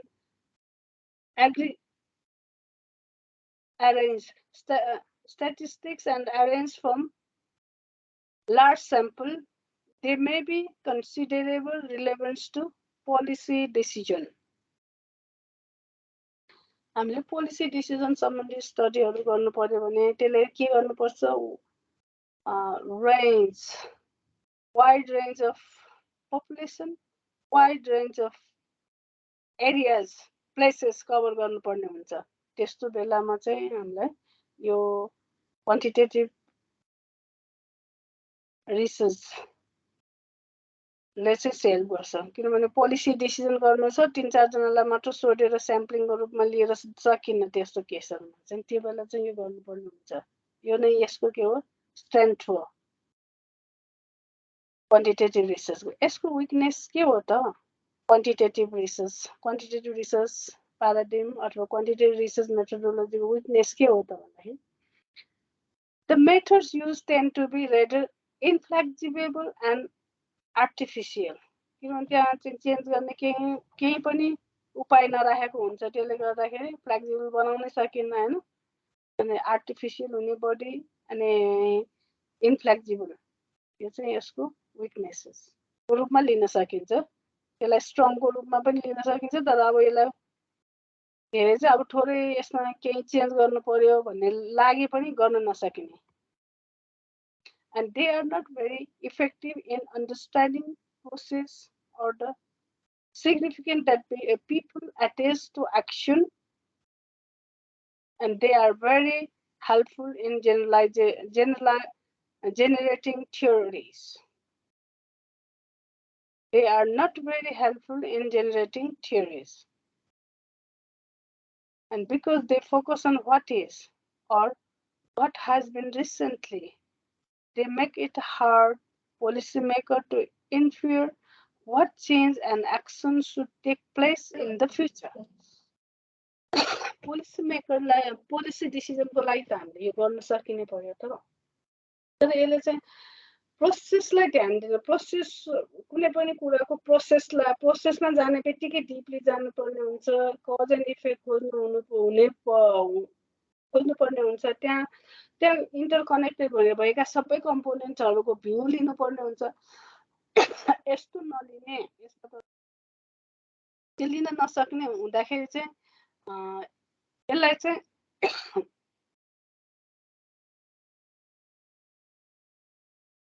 यसलाई चाहिँ पछि कसरी जाने कुनै पनि प्रोसेसलाई अथवा कुनै कुरा किन कसरी भन्ने कुरा आयो भने त्यसलाई यसो गर्ने भनेर फ्युचरमा बनाउन नसकिने त्यो अगाडि नै एन्सर त्यो कारणले यहाँ यसले चाहिँ लिन नसकिने के कारणले त भन्दाखेरि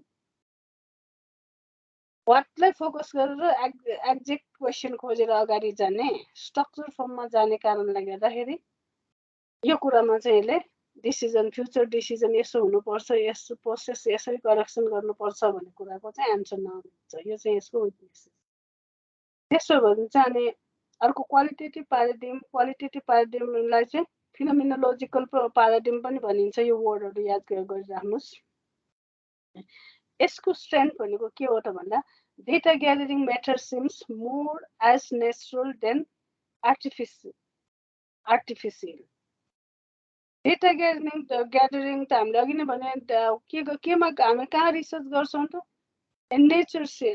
नेचुरलिस्टिक वे होइन जे छ त्यही जस्तो छ त्यस्तो we don't use any intervention and we don't try to control जस्तो छ त्यस्तो सेटमा रिसर्च गर्ने हो त्यसले गर्दाखेरि त्यहाँ आर्टिफिसियलिटी आउने भन्ने हुन्न होइन नेचुरलमा जे छ त्यहाँ फोकस गरेर हुन्छ यो यसको एउटा स्ट्रेन्थ हो के को क्वालिटेटिभ प्याराडिमको and ability to ask at the change process over the time and ability to understand people's meaning, ability to adjust to new issues and ideas as they emerge. नयाँ इस्युजहरू के कसरी इमर्ज हुन्छ हामी आफैलाई पनि थाहा छैन होइन कति कुरा अहिले थाहा हुँदैन पनि यस्तो केसमा पनि यसलाई चाहिँ क्वालिटेटिभ प्याराडिमबाट हामीले त्यसलाई एड्रेस गर्दै लान सक्ने हुन्छ किनभने हामी प्रि डिटरमाइन्ड फर्ममा स्ट्रक्चर फर्ममा के पनि लाँदैनौँ होइन फ्लेक्सिबिलिटी अपनाउँछौँ आवश्यकता अनुसार हामीले सबै कुरामा डेटा कलेक्सनदेखि इन्टरप्रिटेसन सबै कुरामा हामीले वे अफ कलेक्टिङ डेटा एजमा चेन्ज गर्छौँ फ्लेक्सिबिलिटी ल्याउँछौँ यो सबै चाहिँ के हो यसको स्ट्रेन्थ के को strength phenomenological research paradigm or qualitative research प्याराडिमको अनि यसको विकनेसेस भनेको के हो त जेनरलाइजेबल हुन्न यो यसबाट आउने फाइन्डिङ्स भनेको कन्टेक्सचुअलाइज मात्र हुन्छ जेनरलाइज जुनसुकै समयमा एप्लाई गर्दा पनि ट्रु हुने जहाँ गएर एप्लाई गरे पनि ट्रु हुने त्यस्तो भने हुन्न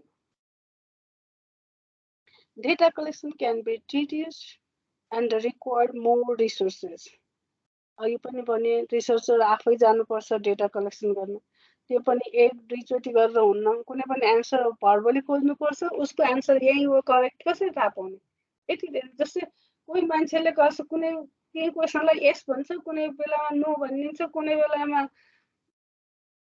बेलामा चाहिँ आफूलाई उसको मेन्टालिटी कस्तो हुन्छ त्यही डिफ्रेन्ट त्यसको एन्सरहरू एज अ क्वालिटेटिभ रिसर्चर कुनै चिजमा तपाईँ सोध्नु जाँदाखेरि जहिले पनि डिफ्रेन्ट एन्सर हुन्छ त्यसो हुँदाखेरि कसरी भ्यालिड गर्ने कि उसको एक्ज्याक्ट एन्सर यो हो भनेर अनि यस्तो बेला चाहिँ हामीले त्यसलाई यति धेरै मेनी टाइम्स अफ इन्टरभ्यू अथवा मेनी टाइम्स अफ भिजिट गरेर उसको मोस्ट अफ द केसेस सबभन्दा बढी एट लास्टमा गएर उसको डेटा सेचुरेटेड वर्ड युज गर्छ यो रिसर्च टर्ममा डेटा सेचुरेटेड नभएसम्म हामी अगाडि जान्छ त्यो भनेको उसको एन्सरमा एकरूपता सर्टेन टाइममा गएपछि एन्सर एउटा एन्सरमा यो चाहिँ स्टक हुन्छ उसको एन्सर रिपिटेसन हुन थाल्छ त्यसमा त्यसपछि यसको मतलब अहिले यसको एन्सर यो भनेर फाइन्ड आउट गर्नुपर्ने हुन्छ र यो एकदम त्यसरी more time consuming effort money consuming हुन्छ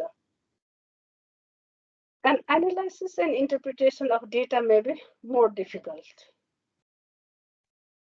यति धेरै न्युमेरिकल फर्ममा आउँदैन भोलि पर्सि त यति कहिलेकाहीँ त डेटा यति धेरै थुप्रो लाग्छ कि यो पनि माया लाग्छ राखौँ ऊ पनि राख्नु जस्तो हुन्छ फेरि रिसर्च क्वेसन हुन्छ अब के फाल्ने र लिने क्रममा धेरै गाह्रो हुन्छ त्यस्तो सिचुएसन हुन्छ जो धेरै स्किलफुल हुनुपर्छ त्यसको त्यहीबाट चाहिने डेटा फाइन्ड आउट गर्नु and harder to control the harder to control the pace, progress, and endpoint of research process. And policymaker may give low credibility to this qualitative paradigm.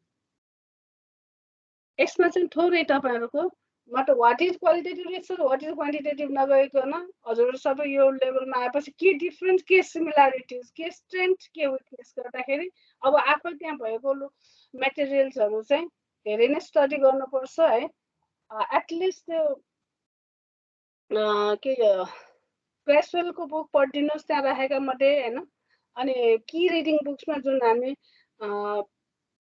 Morrison यिनीहरूको जुन बुकहरू राखेको छ एटलिस्ट तिनीहरू चाहिँ time निकालेर सुरुमा चाहिँ पढिदिनुपर्छ है त्यो पढ्नु अब मैले यति मात्र भने त्यहाँ अब यति भनेको 3-4 वटा बुक पढ्नुपर्छ त्यो चाहिँ टाइम लाएर बुक पढिदिनुस् अनि अब चाहिँ केही छ त हजुरको यसमा केही डिस्कस थोरै भए पनि हेरौँ त यसले हामीलाई थोरै इन्साइट दिन्छ कि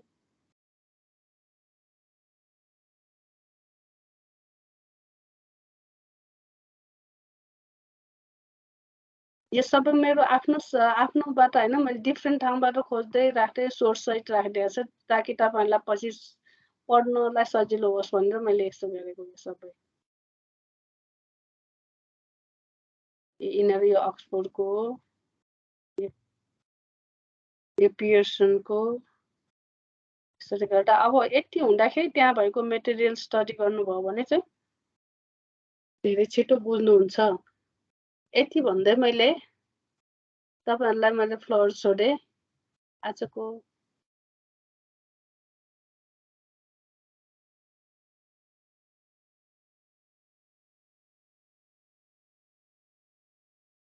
ल साथीहरुको केही छ त म्याम हजुर यो प्राग्मेटिजम रिसर्च प्याराडाइम भने चाहिँ कस्तो हो त्यो चाहिँ अब पढ्ने हो है तपाईहरुले हामीले मैले यसलाई किन छोडे त्यहाँ मात्र मेन्सन गरे भन्दाखेरि हाम्रो करिकुलमले स्पेशली 5 वटालाई लिएकोले गर्दाखेरि म त्यसमा फोकस भए अरु चाहिँ अब त्यसको मेटेरियल चाहिँ त्यहाँ छ आफूले स्टडी गर्नुस् है करिकुलर पोइन्ट टिम भित्र छ तर तपाईले चाहिँ विस्तृत रूपमा स्टडी गर्नु अनि हामी चाहिँ यो कोर्स अन्तर्गत चाहिँ 5 जुनमा छ म त्यसमा फोकस गरे त्यो चाहिँ त्यसको मेटेरियल यो पढ्दैन म्याम हामी नपढ्ने लेभलमा त नपढ्ने भन्ने नै चिज हुन्न तर अब एटलिस्ट हामीले चाहिँ फुलफिल चाहिँ करिकुलम त फुलफिल गर्नु पर्यो नि त्यो कारणले मैले त्यसको मेटेरियल त्यहाँ छ स्टडी चाहिँ गर्नुस् है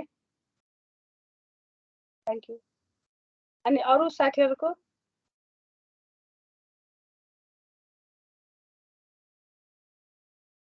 म्याम यसमा यो हामीले चाहिँ डिफ्रेन्ट एन्टोलोजी एक्जियोलोजी एपिस्टेमोलोजीहरू अलि पढ्यौँ अनि यसमा अलिकति थोरै हुन त बीचबीचमा अलिअलि आएको जस्तो लाग्यो क्वालिटी स्ट्यान्डर्डको बारेमा चाहिँ हामीले त्यो डिटेलमा गएनौँ वा भित्र कस्तो म्याम पछि आउँछ क्वालिटी स्ट्यान्डर्ड यो सबै आउँछ अहिले त यो त बिग मोटो भाषामा हामीले क्वालिटेटिभ क्वान्टिटेटिभको आज सिमिलरिटी डिफरेन्स विकनेस स्ट्रङ यो 4वटा पोइन्ट मात्र उद्योगमा फोकस गरेका छौँ हैन अनि तपाईले भनेको कुरा चाहिँ हामी रिसर्च अब यो भित्र क्वालिटेटिभ रिसर्च डिजाइन भित्रको क्वालिटेटिभ रिसर्च मेथोडोलोजी भित्रको डिजाइनहरु अब नेरेटिभ इन्क्वायरी भयो एथनोग्राफी भयो हैन फिनोमेनोलोजी भयो केस स्टडी भयो एक्सन रिसर्च यिनीहरूको सबैको क्वालिटी स्ट्यान्डर्ड गर्ने फेरि छुट्टा छुट्टै छ त्यो हामी डिपली जान्छौँ हैन अनि यता क्वान्टिटेटिभमा पनि अब हामीले डिफरेन्ट कसरी क्वालिटी मेन्टेन गर्ने हैन टेकिङ लार्ज स्याम्पल साइज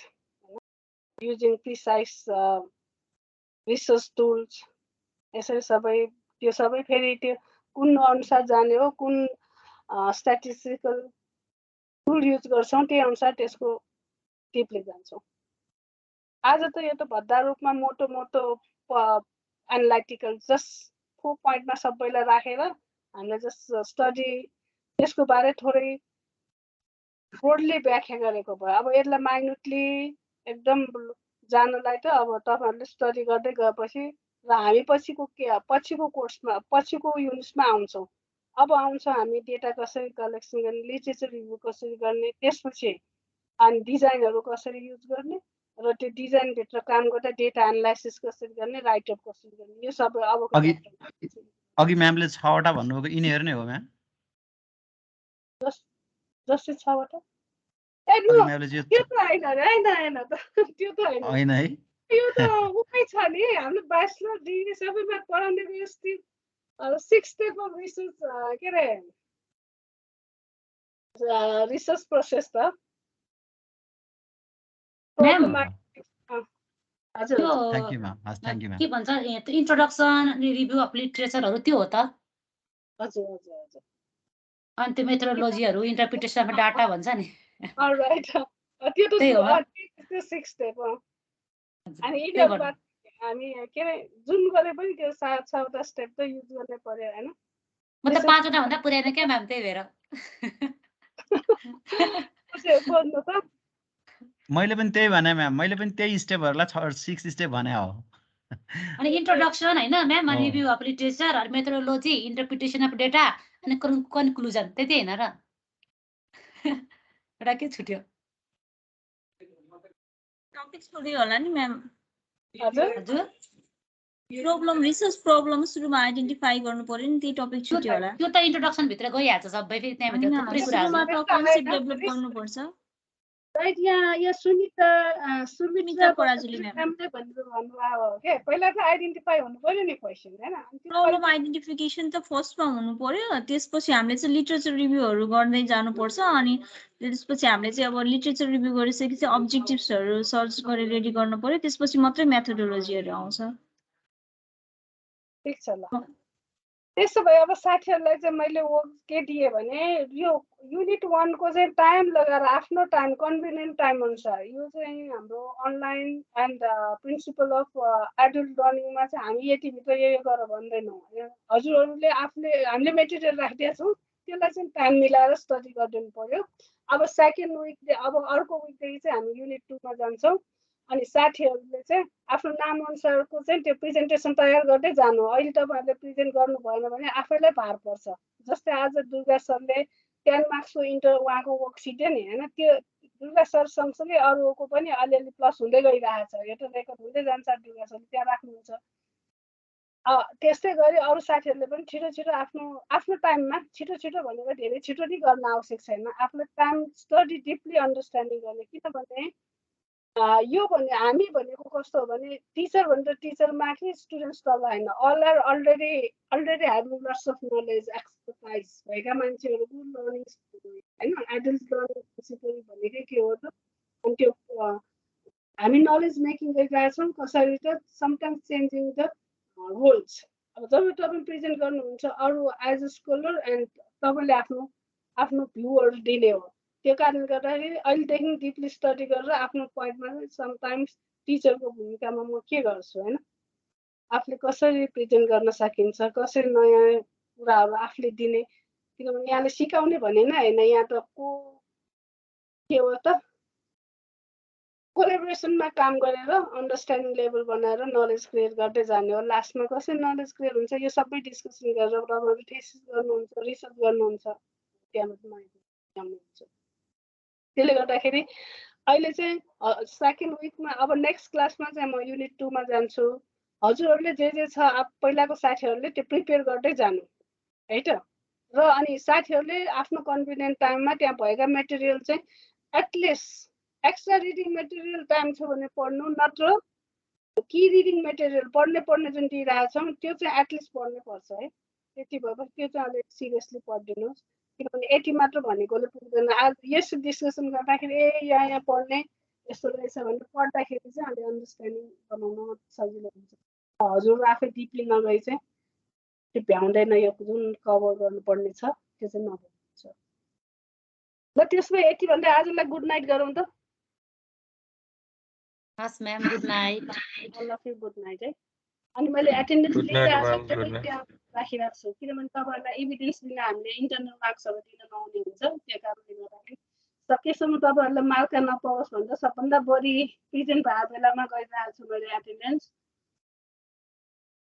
र आफूहरू पनि सिरियसली गर्नु आजको प्रेजेन्टरहरूलाई चाहिँ म विशेष धन्यवाद किनभने सिरियसली जे थिम बनाएर हामीले त्यो वर्क राखेको थियो त्यो अनुसार गएको छ होपफुली नेक्स्ट टाइम जो सर म्यामहरूले गर्नुहुन्छ त्यही अनुसार जानु होला भन्ने आश गरेका छौँ okay thank you so much I love you good night thank you ma'am okay ma'am good night thank you ma'am good night Thank you, ma'am. Good night.